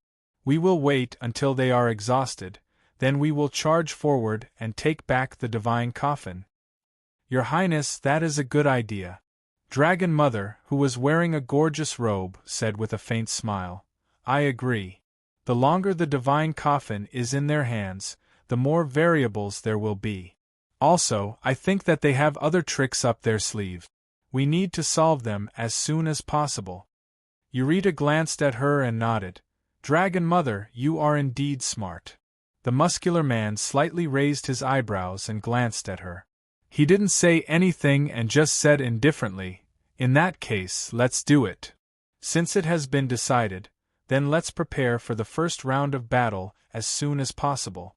The old man wearing a monastic robe said. The Pagil Mountains gradually appeared at the end of his field of vision. It was getting clearer and clearer. Looking down from the sky, it was an uneven mountain range with 7 or 8 big and small hills. He slowly lowered his body, converged his breath, suppressed the heat in his body, and slowly landed on the grassland. He folded his wings and quietly groped his way. When he got close to the mountain range, he quickly saw a large number of heat source figures gathered on a tall mountain. Every heat source figure seemed to be a powerhouse who had pioneered the land. Among them, there were many figures that were as hot as the sun. They were stronger than Hero and Ronan, who he had seen before. They were on the same level as Hathaway. It seems that most of the masters of the inner wall have gathered here. I didn't expect there to be so many of them. There are 20 or 30 pioneers. Dudian thought in his heart. This force was stronger than he had expected. He suddenly felt grateful to these invaders. No matter what their purpose was, at least they had drawn out the hidden forces of the inner wall for him. Moreover, they would consume a lot of pioneers for him. Dean didn't continue to approach. He lurked in the soil and eliminated all the smell and heat. If a battle broke out in the mountains, he would be able to observe it. Time passed little by little. Dean observed more hidden figures. He noted all of them down, but there were some doubts in his heart. There are 7 strong people in the inner wilderness, 38 ordinary pioneers, and 12 people who are at the peak of the outer wilderness like Hero. How could such a strong force stay here and not attack? There are only 6 enemies. It is reasonable to say that they can encircle all of them with a frontal attack. What are they waiting for? Is it because of internal disunity? Or is there something in the enemy's hand that makes them worry? Is it the Immortal's corpse? But the Immortal's corpse is dead. Are they worried that they will destroy it? What is hidden in the Immortal's corpse? Do these invaders want to extract the cells of the Immortal's corpse to do experiments? But if the Immortal's corpse can be used for experiments, why is there no Immortal's corpse in their homeland? Moreover, the giant wall has preserved the Immortal's corpse for so many years. Didn't they think of this? Or is it that the purpose of taking the Immortal's corpse is not for research, but for other purposes? In that case, what will happen if the Immortal's corpse is destroyed? Dean's heart was full of doubts. Although he couldn't guess it, at least he was sure that the Immortal's corpse should be closely related to the safety of the giant wall. The reason was very simple. If it was not related to the interests of the entire giant wall, why would the 3 major families, the monastery and the magistrate, come first? Why did they bring so many strong people? It must be known that the strength of the enemy wasn't weak. Going to stop them would mean casualties. Once the families didn't go, they would preserve their strength. But at this moment, they didn't fight against each other. Instead, they all came. This could only mean that once the immortal's corpse was taken away, the entire giant wall would have a big event. This event was likely to be related to the interests of all forces. However, he couldn't figure out how a corpse that had been dead for so long could create such a big event. It seems that no matter what, I can't let these invaders take away the immortal's corpse. Otherwise, I will also suffer. Dean thought in his heart. After a while, he saw that these people still didn't take action. He couldn't help but frown. From their performance, it could be seen that the immortal's corpse was extremely important. But now they surrounded the enemy here and didn't attack. Was it just because they were afraid that the enemy would destroy the immortal's corpse? If this was the reason, then they could send some people to pretend to attack, and some people to contain the enemy. Or they could send people to disturb the enemy and not give them time to breathe. What the hell are these bastards doing? He was a little anxious. Half an hour later, Dean finally saw these people move. Among the 7 inner desolate level heat sources, 5 of them took 8 outer desolate level pioneers and 10 ordinary pioneers away from the mountain and rushed into the cliff valley in front of them. Under the cliff valley, 6 heat sources were motionless and seemed to be resting. The intensity of their heat sources was different. Some of the heat sources were extremely weak, similar to the hunters. Obviously, they were deliberately suppressing it or they were seriously injured. Soon, Dean saw the two sides fighting fiercely. On the mountain, there were many pioneers surrounding them. Among them, 2 inner desolate level powerhouses who didn't participate in the battle stood on both sides of the cliff valley and didn't participate in the battle. Dean immediately saw their plan. Obviously, they intended to consume the enemy's energy instead of attacking. Finally, they made their move. Dean was relieved. Looking at the situation, their idea was similar to his. They intended to consume the enemy's energy and then attack in one go. The fierce battle lasted for more than 10 minutes. 4 ordinary pioneers were beheaded, 1 peak pioneer of the outer desolate level was killed, and the rest were injured. The 5 inner desolate level powerhouses also retreated. Although the 6 invaders in the cliff valley were not killed, most of them were injured. Through the observation of the heat sources, he noticed that only 5 of the 6 invaders had joined the battle. The weakest heat source was most likely too heavily injured. However, the other 5 people were protecting him, so he didn't get injured again. From this point of view, these invaders were obviously comrades who had been fighting together for a long time. They were not a temporary team. Otherwise, they wouldn't have such deep feelings for each other.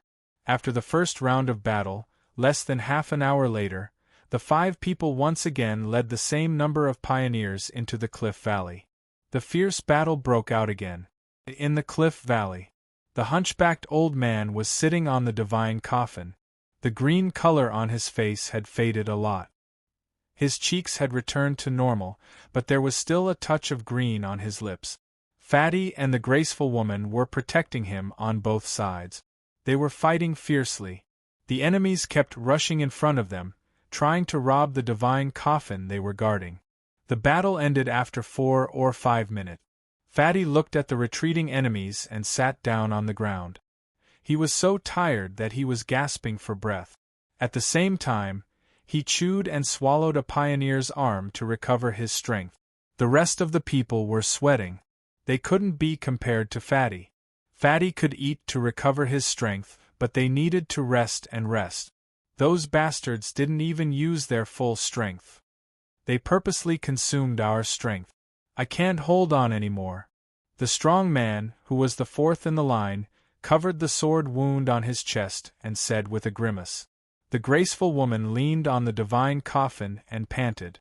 She said, "They are probably worried that we will destroy the divine coffin and die with them. Big Brother's poison is about to be cured. When Big Brother recovers, it will be the time for all of them to die. How about we call Shao-Chi over? With him we can buy some time. When Big Brother recovers, everything will be fine. This won't do. If anything happens to Shao-Chi, we'll be finished. I'll call Black Prison over. Fatty saw that everyone was exhausted. He hesitated for a moment and stood up.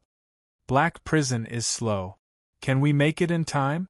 We should have brought Black Prison with us from the beginning. We underestimated those bastards. Fatty didn't say anything. He reached into his stomach. His palm easily sank into his stomach like a swamp. Soon, he took out a stone. There were many small holes on the stone. If Dean saw it, he would recognize it. It was the same stone that the black-robed teenager used to summon Black Prison. He aimed his mouth at the biggest hole and blew. A strange melodious sound came out. Seeing the fatty's action and hearing the weird flute sound, the pioneers who were guarding the valley changed their faces at once. Someone immediately returned to the campsite to report. Soon Eureka, Dragon Mother, and the others arrived at the edge of the valley. They looked surprised. Are they going to call for help? Sure enough, there are more than 9 of them. What should we do now? Immediately send someone to guard the mountain. It's best if it's the winged family. Eureka was the first to respond. Although we don't know what they're calling for, the sound of the flute shouldn't be able to travel too far. The thing they're calling for might be nearby, or it might be something with special hearing abilities. We can intercept and kill the thing that's helping them. No problem. The slender hook-nosed middle-aged man nodded. He turned around and left. He called his clansmen to set up a defense line. Outside the mountain, in the soil, Dean also heard the strange flute sound. His face changed. He immediately thought of Black Prison. These people wanted to summon Black Prison to save them? But he had already killed Black Prison. Including the previous one, he had killed a total of 2 Black Prison. He didn't find a second one around the black-robed teenager. Could it be that Black Prison was hidden somewhere else? At this time, he saw a group of pioneers leaving the mountain. They were running towards the outside of the mountain. He immediately guessed their intention. They should be preparing to intercept the Black Prison summoned by the invaders. Chapter 761. One whoosh. Dean flew out of the Pagel Mountains and flew straight in one direction. Along the way, he passed through a quarantined city. The flames of war were everywhere, and groups of undeads could be seen wandering in the street. Some cities had been cleaned by the army, and the buildings were broken and messy. Some were still like dead cities, and occasionally he could see some huge monsters sleeping on the streets of the city. Dean silently watched this scene from the sky. He didn't stop and flew all the way to the Rock family's territory, which was the furthest away from the Pagel Mountains. Although he hated the Dragon family the most among the 3 devil families, the Dragon family was relatively close to the Pagel Mountains.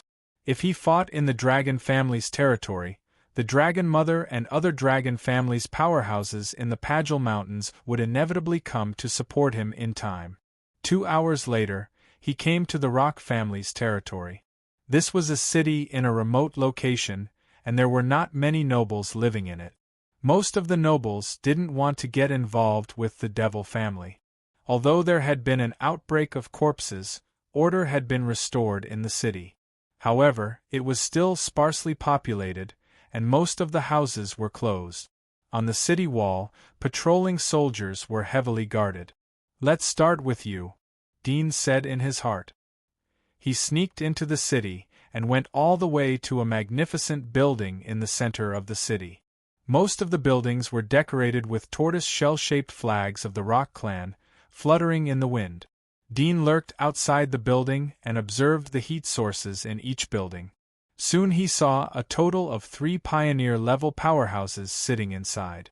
2 of them were strong, and both were at the war god level. I didn't expect that there would be so many powerhouses gathered in the Pagel Mountains, and there were still 5 pioneers left in their lair, and 2 of them were at the peak of the outer wilderness. Dean's eyes flashed. The heritage of this devil family was really unfathomable. However, now they were in the light and he was in the dark. It was not impossible to fight against 5 pioneers, as long as there were no inner wilderness-level powerhouses hiding inside. He pondered for a moment and decided to take the risk. This was a once-in-a-lifetime opportunity to wear down the enemy's strength. If he succeeded, he would be able to harvest a lot of God's marrow. With the resources of the House of Exorcist, the amount of God's marrow stored was several times more than that of a monster research institute. It was enough for him to break through to the inner desolate level. It could even increase the strength of Sergei and Noise. After all, he was a commander without an army. Although Noise and the others could help him, they were too weak to do many things. Let's sneak attack one of the Outer Wasteland's peak experts first. The remaining 4 will be easy to deal with. Dean's eyes flashed. Even if he couldn't beat them, at least he could retreat. He expected that they wouldn't go all out to chase him. After making up his mind, he restrained his aura, controlled the heat in his body, and slowly sneaked over. At the same time, when Dean arrived at the territory of the Rock family, Yulita, Dragon Mother and the others launched another attack in the valley of the Pagel Mountains. This was the 6th round of attack. Dragon Mother, along with the brawny Rock family, the hook-nosed middle-aged man from the Wing family, the old missionary from the monastery, and Yamos, the 4 inner desolation-level masters, joined the battle. In addition, there were more than 10 pioneers interfering from the side. Although these pioneers couldn't compete with the inner desolate-level masters, some of them had special abilities. They could help from a distance and interfere with the 6 people in the valley. After fighting for so long, the 6 people in the valley were exhausted, or to be more exact, the Fatso and the other 4 were exhausted. They stayed by the old man's side, not allowing Dragon Mother and the other 4 people to approach the old man. However, Dragon Mother and the others saw through their purpose. They deliberately pretended to attack the stooped old man many times, but they used their killing moves to attack the people who came to stop them. This made them even more injured. Whoosh! Dragon Mother held her sword and attacked the graceful woman. Her demonic body was a huge black dragon. Spikes protruded from her dragon tail, and the edges of the black dragon wings on her back were snow white. They looked like some kind of crystal. When they collided with the wings, the sound of metal colliding could be heard. Dragon Mother's arms were still in the shape of a human. She didn't activate her demonic body to the fullest, but maintaining this state made her fight more agile. The 2 dragon swords in her hands were almost 3 meters long. She forced the graceful woman to stand in front of the divine coffin. The graceful woman looked like both a crocodile and a snake. Her lower body was a forked snake tail, and sharp spikes protruded from her back. The rest of her skin was covered in lumpy cuticles, which were extremely tough. The scales on her tail were colorful, dazzling the audience. Her weapon was also a long sword. The hilt of the sword was coiled around her wrist, as if she was fencing. She moved her sword swiftly and nimbly, but facing Dragon Mother and Dragon Mother's dual swords, she was forced to retreat step by step. She couldn't hold on any longer. The fatty beside her saw her predicament and wanted to stop her, but he was entangled by the Rock tribe's giant axe, so he couldn't afford to be distracted. What infuriated Fatty was that the muscular Rock race's demonic marks seemed to be his nemesis.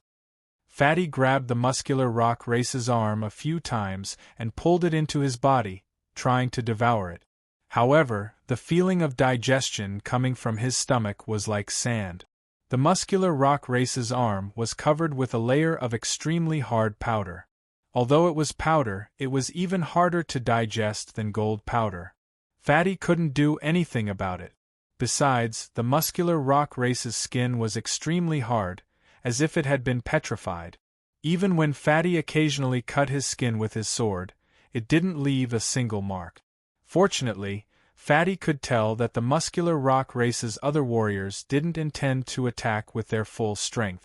Otherwise, they wouldn't have lasted this long. After all, there were only 5 of them, and they had to stay close to the divine coffin and protect their big brother. However, it was also because they stayed close to the divine coffin that the muscular rock race's other warriors were worried. They were worried that they would launch a desperate counterattack and destroy the divine coffin along with the immortal's corpse. Although the divine coffin was made of metal, it was as fragile as a piece of paper in front of an inner desolate level expert. They could break it with a single punch. If Fatty and the others really wanted to destroy the immortal's corpse inside, they would only need a few punches. Chi! Suddenly, a scream of pain rang out. Fatty and the others felt their hearts skip a beat. They hurriedly looked over and saw a horrifying scene. The graceful woman's arm had been chopped off by Dragon Mother. Her blood was everywhere. Retreat! Dragon Mother didn't dare to attack anymore. Seeing that they had won, the others immediately retreated. Third sister, are you okay? Seeing that Dragon Mother and the others had retreated, the others hurriedly surrounded them. The graceful woman shook her head slightly. She immediately released her demon body to recover her strength. The pain from her severed arm made her grimace. However, she didn't want the others to worry. She resisted the pain and shook her head. I'm fine. Luckily they retreated. Otherwise, I would have been in real danger. Fatty looked at her pale face and his eyes were full of pity. He said, "Hurry up and apply the medicine. They will attack again in a while. Put this arm away for now. We can reattach it when we get back," the muscular man said. "Those bastards are planning to wear us out and then kill us all in one go." Sixth brother, who looked like a handsome young man, gritted his teeth and said, "They had the chance to kill third sister just now. However, they were afraid that we would destroy the immortal's corpse out of anger, so they didn't do it. Those bastards are so King cunning." "Stop talking. Hurry up and rest. No matter what, we have to stall until Big Brother wakes up," Fatty said. The others stopped complaining. They sat down, applied the medicine, and rested. Time passed quickly. Half an hour later, Dragon Mother and the muscular rock races group attacked again. Fatty, the graceful woman, and the others hurried to stand up. Their faces were pale. They activated their demon bodies and prepared to fight. "Give us the divine coffin and we will spare your lives," Dragon Mother said coldly while flying in the air. Fatty spat and said coldly, "You have said this many times. You may not be tired of it, but I am. Do you really think we are stupid enough to believe your bullsh*t? Humph, you are still trying to be brave when you are about to die." The muscular rock race's man landed on the ground like a giant rock. With a loud rumble, he turned into a sturdy stone man and walked towards Fatty's group step by step. "Wait," Dragon Mother suddenly shouted. The muscular rock race's man frowned slightly and looked up at her. Dragon Mother gazed at the divine coffin behind Fatty's group. The hunchbacked old man slowly opened his eyes and tilted his head to look at her.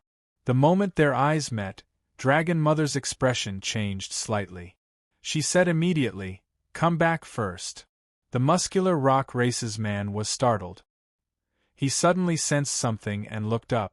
Instantly, he saw the old man on the divine coffin looking down at him. His heart skipped a beat and he stopped walking. "Big brother! Big brother, you are finally awake!" Squeak, squeak, squeak, great! Big brother is awake!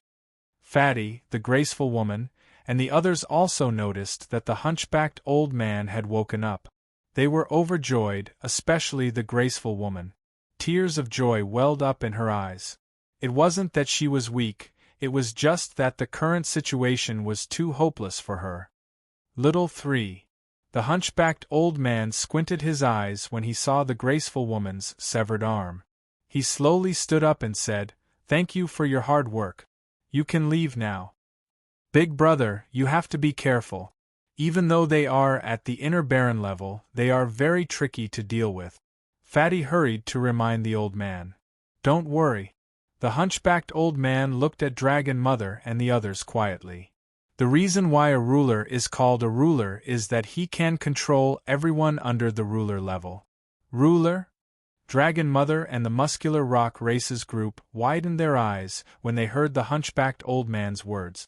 Their faces were filled with astonishment and disbelief. This old man is a ruler? Not good. Inform Her Highness Yulita and ask Carter and the others to come here.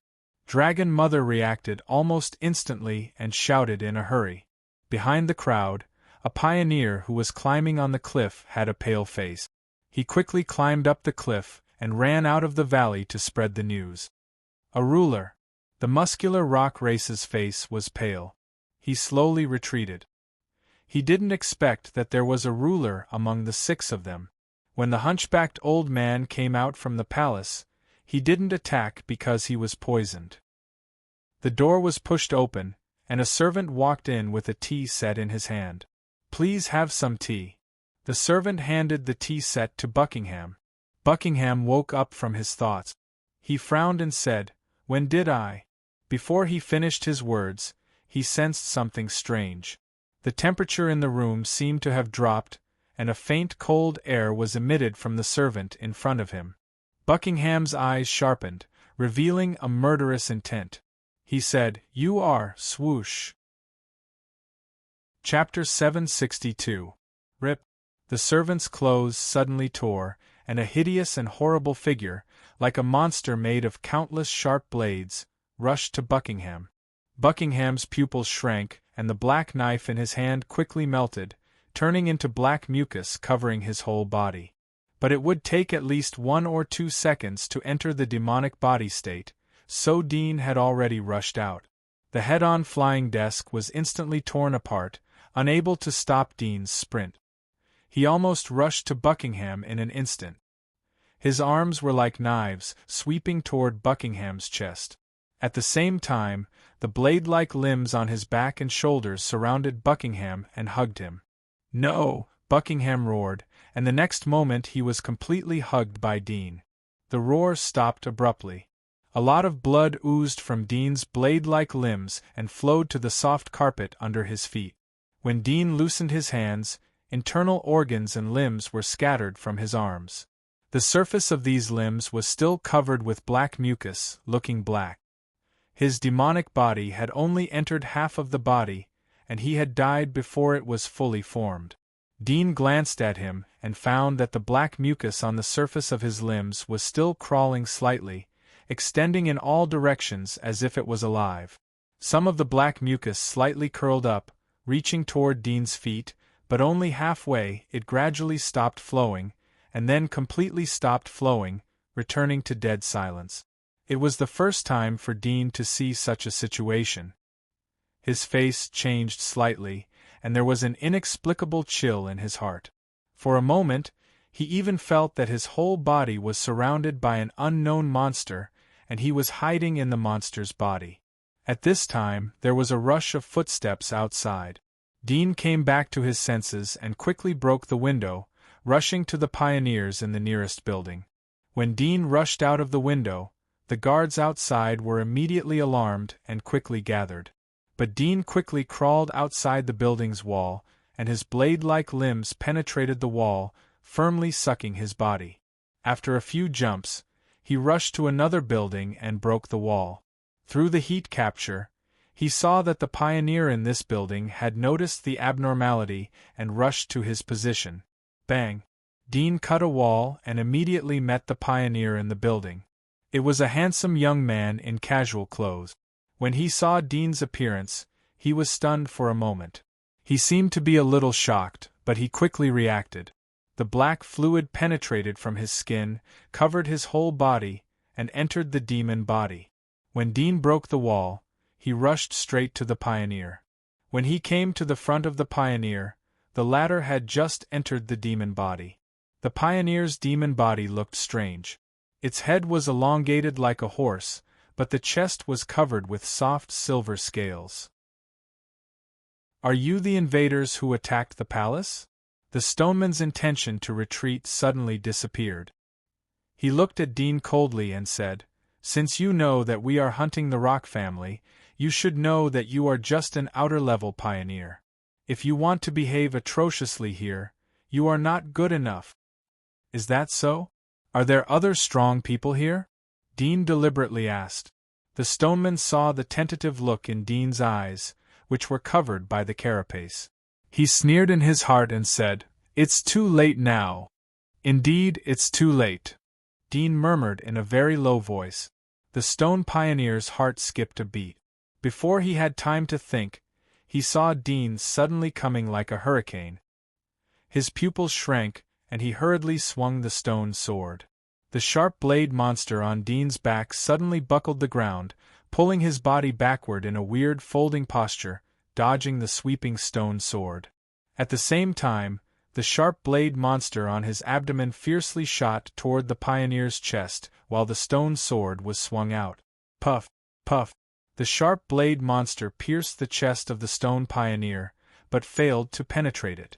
Dean immediately twisted the sharp blade in front of the strange blade monster.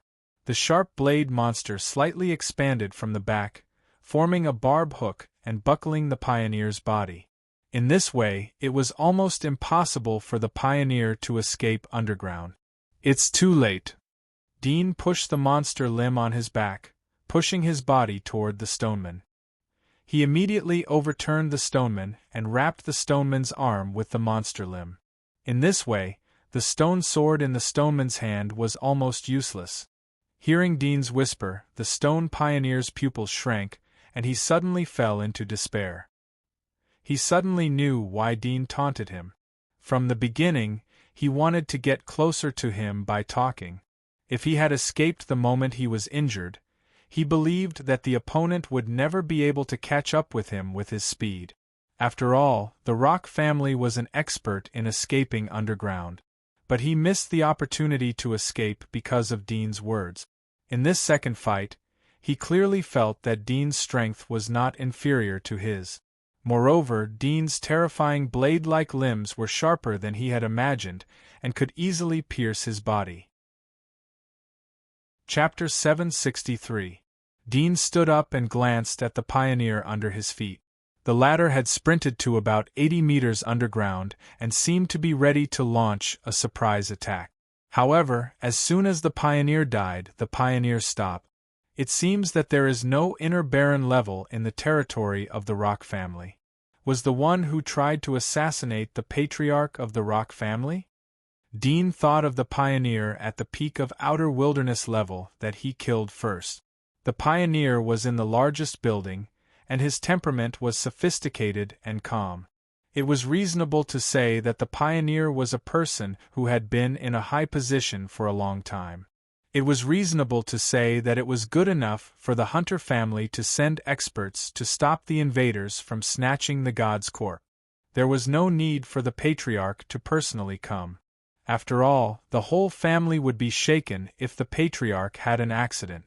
However, if that person was the clan leader, he was a little too weak. In his impression, the clan leader of the Demon Hunter clan should be an inner barren level expert at least. It seems that although the Devil family has a deep heritage, the resources are not as rich as I imagined. It is the limit to accumulate 1 or 2 inner barren level masters. Dudian said in his heart. He didn't stay any longer. Since the pioneer didn't want to come out, he had no choice but to search for the god's marrows and other treasures. 2 hours later, Dean flew out of the messy territory of the Rock family. He calculated the time in his mind. From the moment he invaded the Rock family, it would take about 1.5 to 2 hours even if the Devil family informed the masters in the Pagel Mountains to come back for reinforcements. God's marrows, God's worms, secret techniques. Dean was carrying a huge bag as he flew in the sky. In addition to the expected harvest, he accidentally saw some secrets of the Devil family. Dean saw a strange container in the secret room of the Devil family. It was extremely huge and connected to many pipes. According to the Rock family captives he had captured, it was a devil's instrument to cultivate magic marks. It could store parasitic soul worms for a long time and also had the effect of cultivation. Dean finally understood why all the patriarchs of the Devil family had the same magic mark. The Devil's instrument could stimulate parasitic soul worms to multiply and divide.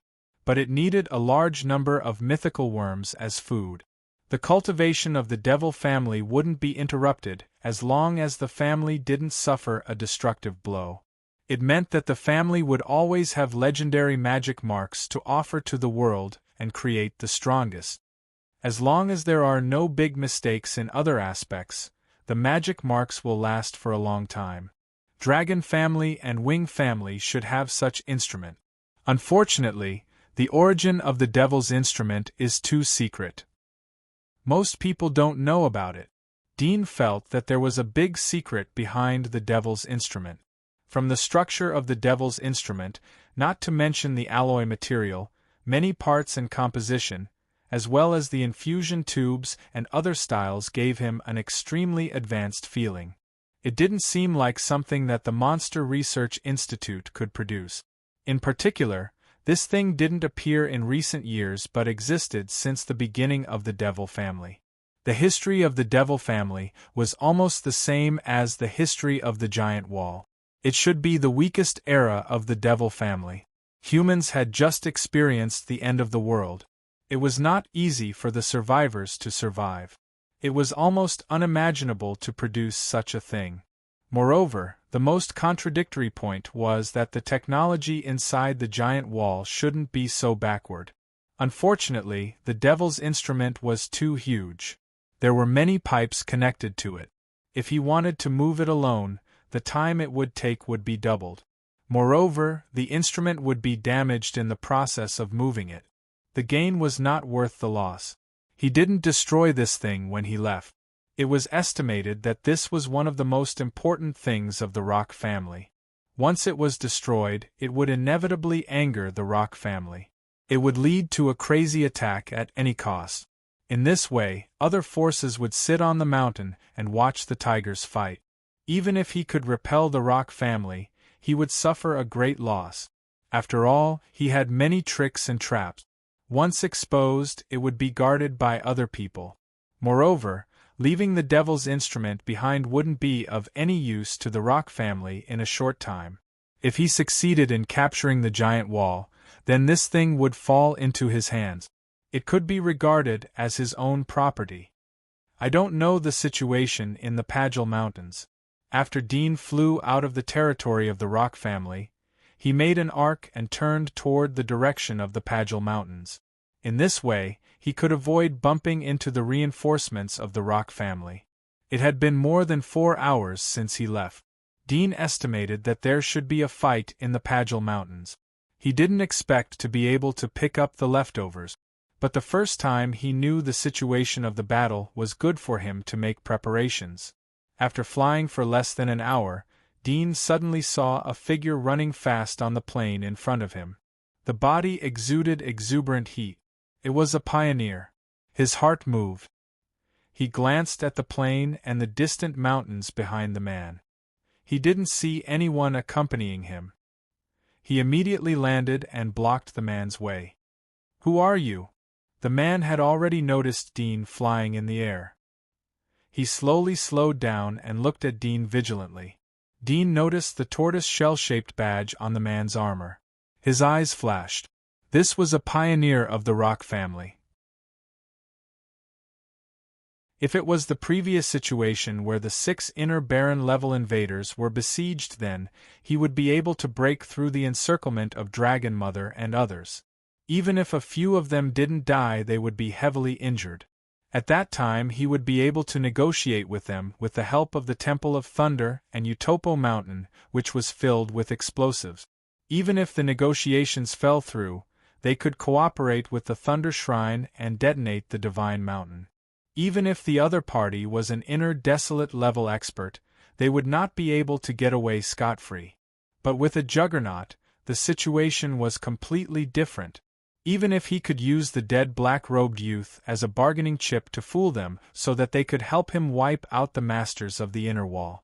But in the end it would be his turn to face the situation.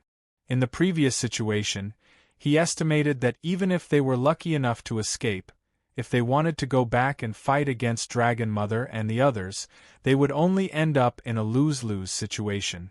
By then, he would be able to reap the benefits without any effort. But now they didn't feel any pressure to kill the Dragon Mother and others. It would be their turn once all the masters of the inner wall were killed. Damn, a juggernaut!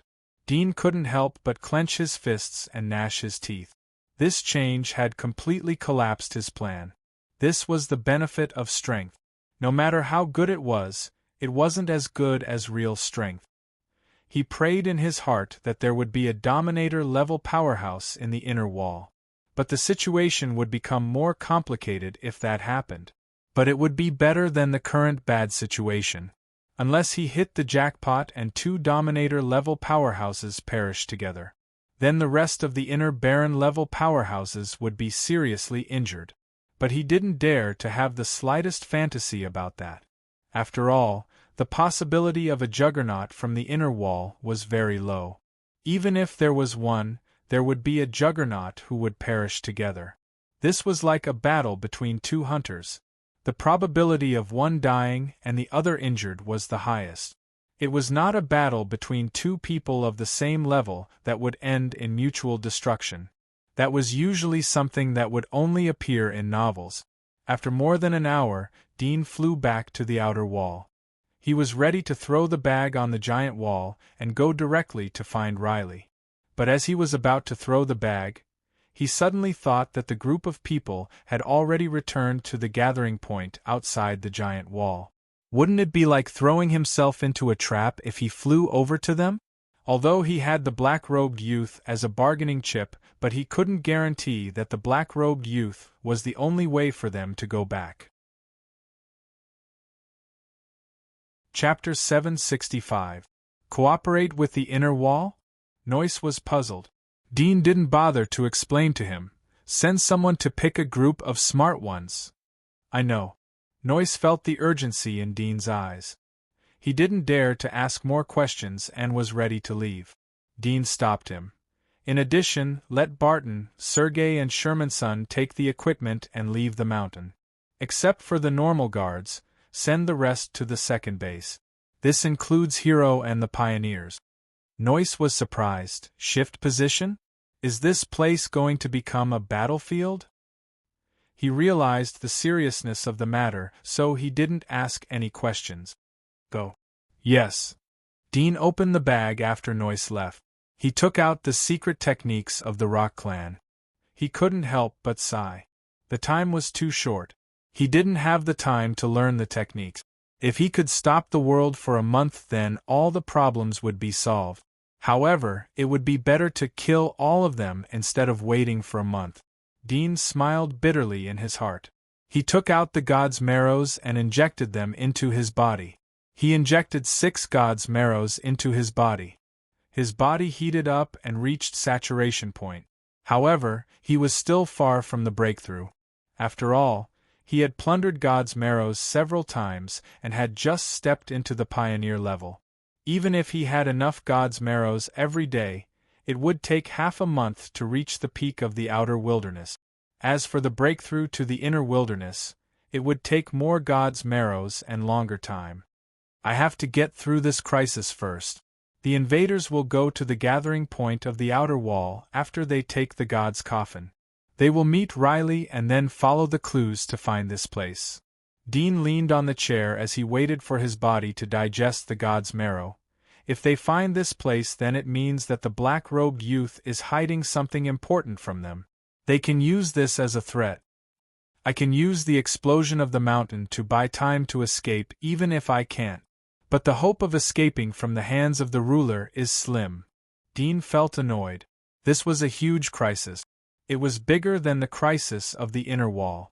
Whether he could survive or not depended on the importance of the black-robed youth to the invaders.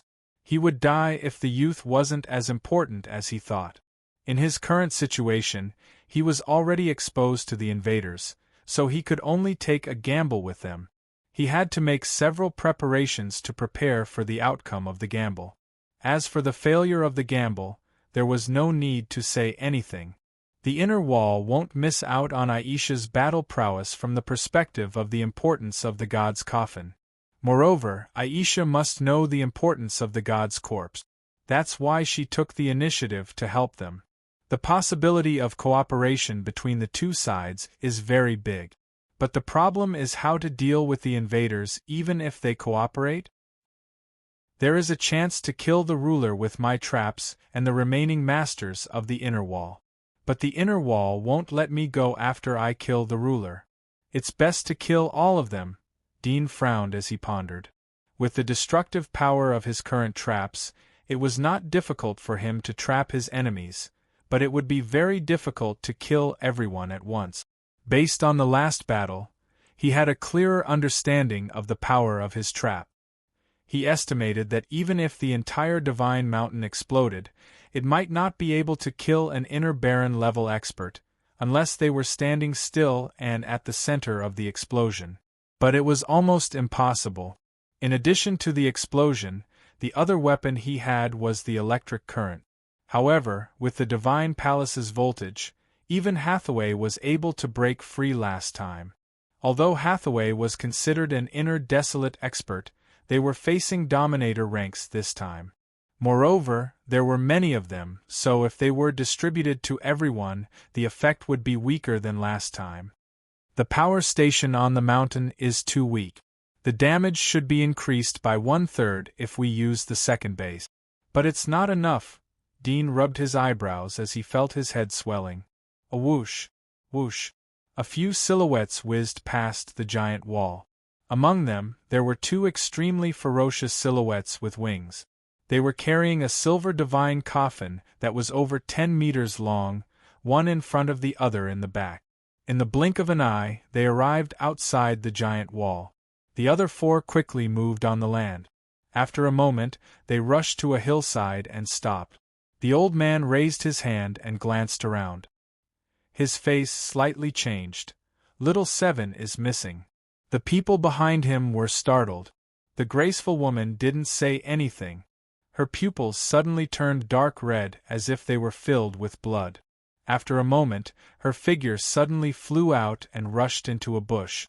A moment later, she returned with a young man in her hand. She casually tossed the teen to the ground and said to the hunchbacked old man, "Big brother, I don't see Seven or Black Prison, but I see this person sneaking around." The old man's face turned gloomy as he stared at the youth. "Who are you and what are you doing here?" The youth was Riley, who had been arranged by Dean. He looked at the 6 people in front of him. He was frightened. The murderous aura exuded from the other side made him feel a sense of fear. But he had experienced undercover life for a long time. His mind was superior. He courageously stood up and asked in a trembling voice, "Sirs, are you looking for a person wearing a black robe? Have you seen him?" After receiving Seven's news, the old man squinted his eyes. It was as if 2 sharp swords were shooting out of his eyes, shocking one's soul. Riley was relieved as he knew that they were the people Dean was referring to. "My young master said that you have to kill all the masters of the inner wall if you want to know his whereabouts. My young master will let him come to see you after you kill all the masters of the inner wall." The people next to him raised their eyebrows. Little Seven was kidnapped? Little Seven isn't weak, and he has the protection of Black Prison. Who can kidnap him? I didn't expect there to be at least 2 inner Baron-level powerhouses hidden in the wall. I don't think so. The enemy seems to know the weakness of Black Prison. The elegant girl said. She saw the few of them looking over and pointed at the bushes in front of her. "I can smell Black Prison from here. Moreover, when I captured him, I saw an explosion. The enemy seems to know that Black Prison fears fire and detonated it. He then kidnapped Seven. It seems like he is an expert that is tough to deal with. This person is from the Divine Wall, yet he actually made this kind of request. Could it be that he wants to seize this opportunity to rebel?" Another person said. "Squeak, I think I know who it is." "Who?" "Gg. Do you remember that there is a high wall inside the God's Wall? It is called the Psi Wall. It isolates a small part of the space called the Outer Wall area. The pioneer we caught said that there has been some riots in the Outer Wall area recently. In my opinion, this person should be the one who created the riots in the Outer Wall area. He wants to use our hands to get rid of the masters of the inner wall area and then take over the inner wall area. Riley was surprised as he heard the man's words. He didn't think that they would guess Dean's identity in the blink of an eye. He didn't know how they would deal with him. He wants to use us as a knife? Humph. The burly man's eyes revealed killing intent. Let's go directly to the outer wall and kill this person. No, we won't be able to go back if something happens to little Seven. The old man immediately stopped them. This person should be a cruel and merciless person. He is able to fight against so many masters of the inner wall and live to the present. We can't be reckless. Fatty looked at Riley. Take us to your master's house. We want to see little Seven in person. Riley's heart tightened. He didn't know if Dean would allow him to take these dangerous people to see him. He knew that Dean didn't have so many strong people under his command.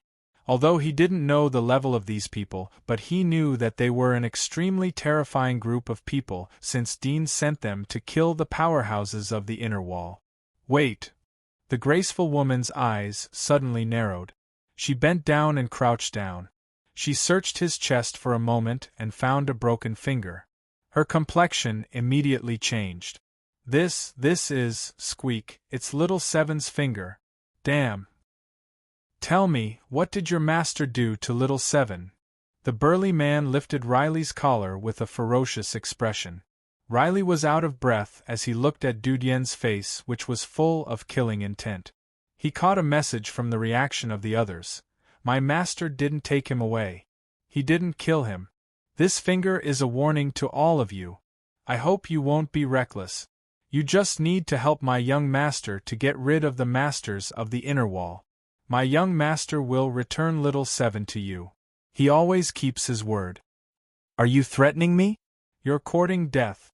The burly man was furious. He roared and raised his fist, which whistled through the air. Riley's pupils shrank. His heartbeat almost stopped. But the next moment the fist stopped as it was pulled by another hand. Don't be impulsive. The stooped old man pressed his hand down and stared at Riley coldly. Take us to your master. We want to talk to him face to face. I advise you to be honest and not suffer for nothing. We have 100 ways to make you cry and lead the way for us. Riley's face turned ugly as he heard Dean's words. There was a trace of resentment in his heart. Dean had sent him to sacrifice himself in this mission. Apparently, Dean was ready to sacrifice him. Okay. He promised. Master, you have to take care of yourself. Barton reluctantly said goodbye. Call me if you need anything, Sergei said. Dean watched them go down the mountain. There were many people in the prison car behind them. Hero, Ronan, Scorpion War God and other pioneers who weren't killed on the spot. They used to stand at the top of the inner wall, but now they were in a dirty prison car. Their bodies were limp and they didn't have the strength to fight. Some pioneers were leaning on the pillar of the prison car. They were looking at the beautiful scenery outside the hillside. Their eyes were dull and their mouths were slightly open. It seemed that they were scared out of their wits. Their bodies exuded a strong man's stench, which made people vomit.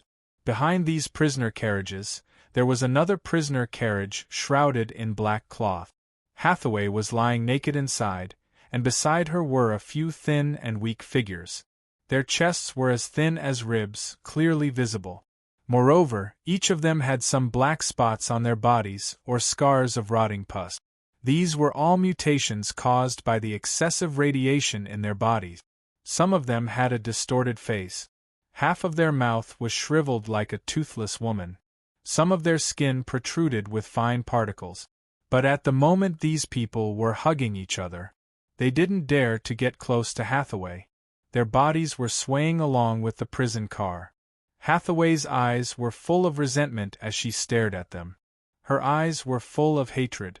Although they knew that the girl couldn't move at the moment, they still didn't dare to get close to her and do blasphemous things. Chapter 766. We want to see Shao-Chi. The old man didn't pay attention to Dean's words. Hand him over or I'll make you die miserably. Dean didn't care about the old man's words. But the old man's accent was different from the common language of the giant wall, but it wasn't difficult to understand. He calmly said, I said you don't need to worry. Your Shao-Chi is in a very safe place. Of course, if something happens to me then he may not be safe. You dare to threaten me? The old man's eyes flashed with murderous intent. He took a step forward and the murderous intent rushed towards Dean like a tide. It seemed that as long as Dean said the word no, he would immediately attack. The murderous intent was breathtaking and chilling. But he quickly restored his calmness. This is my bargaining chip. I hope we can talk peacefully. After all, our goal is the same. My goal is to destroy the inner wall and become the king here. You are from another giant wall. You came here to snatch the god's corpse. The people of the inner wall besieged you and made you lose a lot of people. Since we have the same goal, why don't we sit down and talk? After he finished speaking, he looked at the stooped elder. This person was clearly their leader, the dominator rank expert. The old man narrowed his eyes as he saw that Dean wasn't scared by him. Talk to me? Do you think you are worthy? Do you really think that I won't dare to kill you because you have Shao-Chi in your hand? You can take my life at any time. Dean calmly said, I'm willing to use my life to exchange for your comrade. But I can tell you that if something happens to me then your comrade Shao-Chi will die. You don't need to think about capturing me to torture me. First of all, I don't know the specific location. Secondly, if I tell you the location then I will lose my bargaining chip and die without a doubt. Since that's the case, how could I possibly relent? He spoke very objectively and clearly. There was no fear in his expression. This was a negotiation where both sides had misgivings, and he was trying to find the initiative. Despicable brat. Big brother, let me kill him. Little Seven was actually captured. How shameful. It's better to let him die. That's right, big brother, kill him. The others immediately called out. Dean was shocked when he heard their words. His blood seemed to gush out a bit of cold air.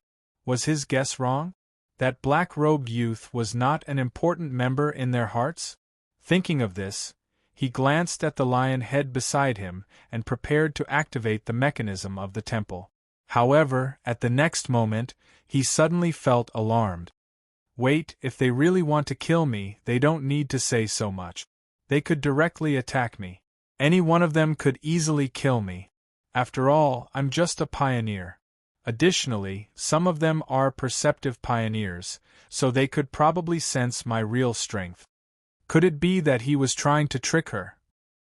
No, they might be asking the leader. After all, the price of doing so is to sacrifice one of their members. His heart was cold again, but he still held a glimmer of hope, waiting for the old man to give a response. Okay.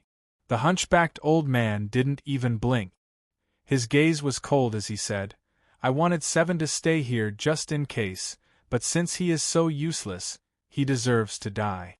You shall be buried with Seven. I will kill everyone here. After that, he lifted his foot. His footsteps were light, but with each step, the killing intent of his body rose a bit. By the time he reached the stairs in front of Dean, the killing intent had filled the entire temple, making it difficult for people to breathe. Dean's face was slightly pale. Although he had prepared a backup plan, it was still very difficult to escape from the hands of a dominator and 5 inner desolate-level powerhouses. This was a gamble for him, but now he had bet on the wrong person. His heart was beating like crazy. He hadn't felt this kind of crisis for a long time. But this time, he knew that no one could help him, and there was no possibility of a miracle. Even if the Wall Lord suddenly came back and killed all the intruders, he would also be killed in the blink of an eye. He could only rely on himself, he could only fight with everything he had. In that case, let's die together. Dean fiercely gritted his teeth. His face showed a trace of ferociousness. He was forced to a dead end. There was only killing intent and strong hatred left in his heart. He didn't know what he hated. Perhaps it was the invaders in front of him, or perhaps it was the people of the inner wall, or perhaps it was his powerless and weak self, or perhaps it was the fate that didn't care about him. At this moment, killing intent and hatred intertwined. He was ready to fight to the death. Just when he was ready to fight to the death, the stooped old man suddenly stopped. The killing intent in his eyes slowly converged. He deeply looked at Dean. From the previous expression of Dean, the old man knew that the worst situation would appear if he continued to force it. So he could only stop. But in this way, their cards would be exposed in front of Dean. Thinking of this, the killing intent in his heart was restrained. Dean saw that the old man suddenly converged his killing intent. The idea of activating the mechanism immediately stopped. His eyes changed and he said coldly, "Don't you want to kill me? Why don't you do it? Are you afraid of an ordinary pioneer like me?" The stooped old man coldly said, "Although little Seven is useless, your cheap life is not enough to exchange for him. I will let you live for a few more breaths." Hearing the old man's words, Dean was relieved. It seemed that they deliberately blackmailed him. Fortunately, he didn't surrender, so they failed. And the price of this failure was to expose their trump cards. He had to say that they had a lot of options, but they chose the most risky one. Since their cards were obviously in the hands of others, it was undoubtedly the worst idea to use intimidation to find out the enemy's flaws. No wonder a sovereign and 8 inner desolate realm experts ended up in such a sorry state after fighting over a divine casket. Dean despised their IQ, but he didn't relax his vigilance. After all, this might be the reason why they despised him. If it were other pioneers, they would inevitably be afraid. If it weren't for the fact that he had experienced too many life and death situations, most of them would have surrendered or turned around to escape. "Since you want to talk to me, I hope you can keep your mouth clean. I don't want to talk to a dog." Dean sat back in his seat. At this moment, he had the upper hand. Not only was it a test, but it also strengthened his confidence and power. However, he couldn't push them too far. The stooped old man's eyes narrowed, and a slight killing intent flashed through his eyes. But he still endured it. He moved to the chair next to him and sat down. He said in a cold voice, "You will release little Seven if we kill all the masters in the inner wall?" "Yes." Dean nodded. "Well, what if you go back on your words?" The burly man next to him looked at Dean. Dean glanced at him and said, "If I go back on my words, it means that I can't hand over your little Seven. Then what reason do you have not to kill me?" The burly man's face turned red as he heard the rhetorical question. Indeed, if Dean couldn't hand over little Seven, then he would die. No excuse could save his life. "We have to take a look at little Seven to determine his safety," the graceful woman said to Dean. Dean indifferently said, "Impossible. We have spent a lot of effort to catch your little Seven. How can we let you meet him? Wouldn't it be the same as giving my head to you?" The graceful woman was about to open her mouth, but the stooped old man raised his hand to stop her. He stared at Dean. "Aren't you afraid that we will kill all the masters in the inner wall? Then we will pick up little Seven and then kill you?" Dean had expected such a question. "Of course I am afraid. So after I confirm that you have killed all the masters in the inner wall, I will let my people send little Seven to you. I will hide for a period of time. I believe that all of you have come from the other giant wall and don't want to stay in this strange land. After all, if the Wall Lord comes back, then none of you will be able to escape." What a cunning boy, the stooped old man thought. Dean's method was indeed feasible. If he hid, then they might not be able to find him for a while. After all, this was the opponent's home ground and the geographical environment was familiar. Moreover, the opponent didn't need to hide inside the giant wall, as he could hide in a large area outside the giant wall. The stooped old man looked at him for a moment but didn't say anything. He signaled the fatty to release Riley. "If you don't hand over little Seven after I finish my business, then the consequences will be more serious than you can imagine." He spoke in a calm tone, but the killing intent in his voice was chilling. Dean felt the strong murderous intent hidden in his weather-beaten eyes. He nodded slightly. I won't let you down. I hope you won't let me down. We have talked for so long, but I haven't asked your names yet. I don't need to know your names. The stooped old man turned and left. Well, you are going to die anyway. The burly man sneered as he caught up with the old man. It's interesting that there are traitors who collude with foreign enemies. No longer reluctant to stay, they glanced at Dean with a disdainful expression and turned to leave. Dean quietly looked at their backs as they left the temple. He looked at Riley. Inform Noyce of the second base. Tell him to come back and manage the affairs here. I'm going to the inner wall. You're tuning in to the Phoenix Knights YouTube channel. Don't forget to subscribe and join us on this journey to catch the most captivating stories.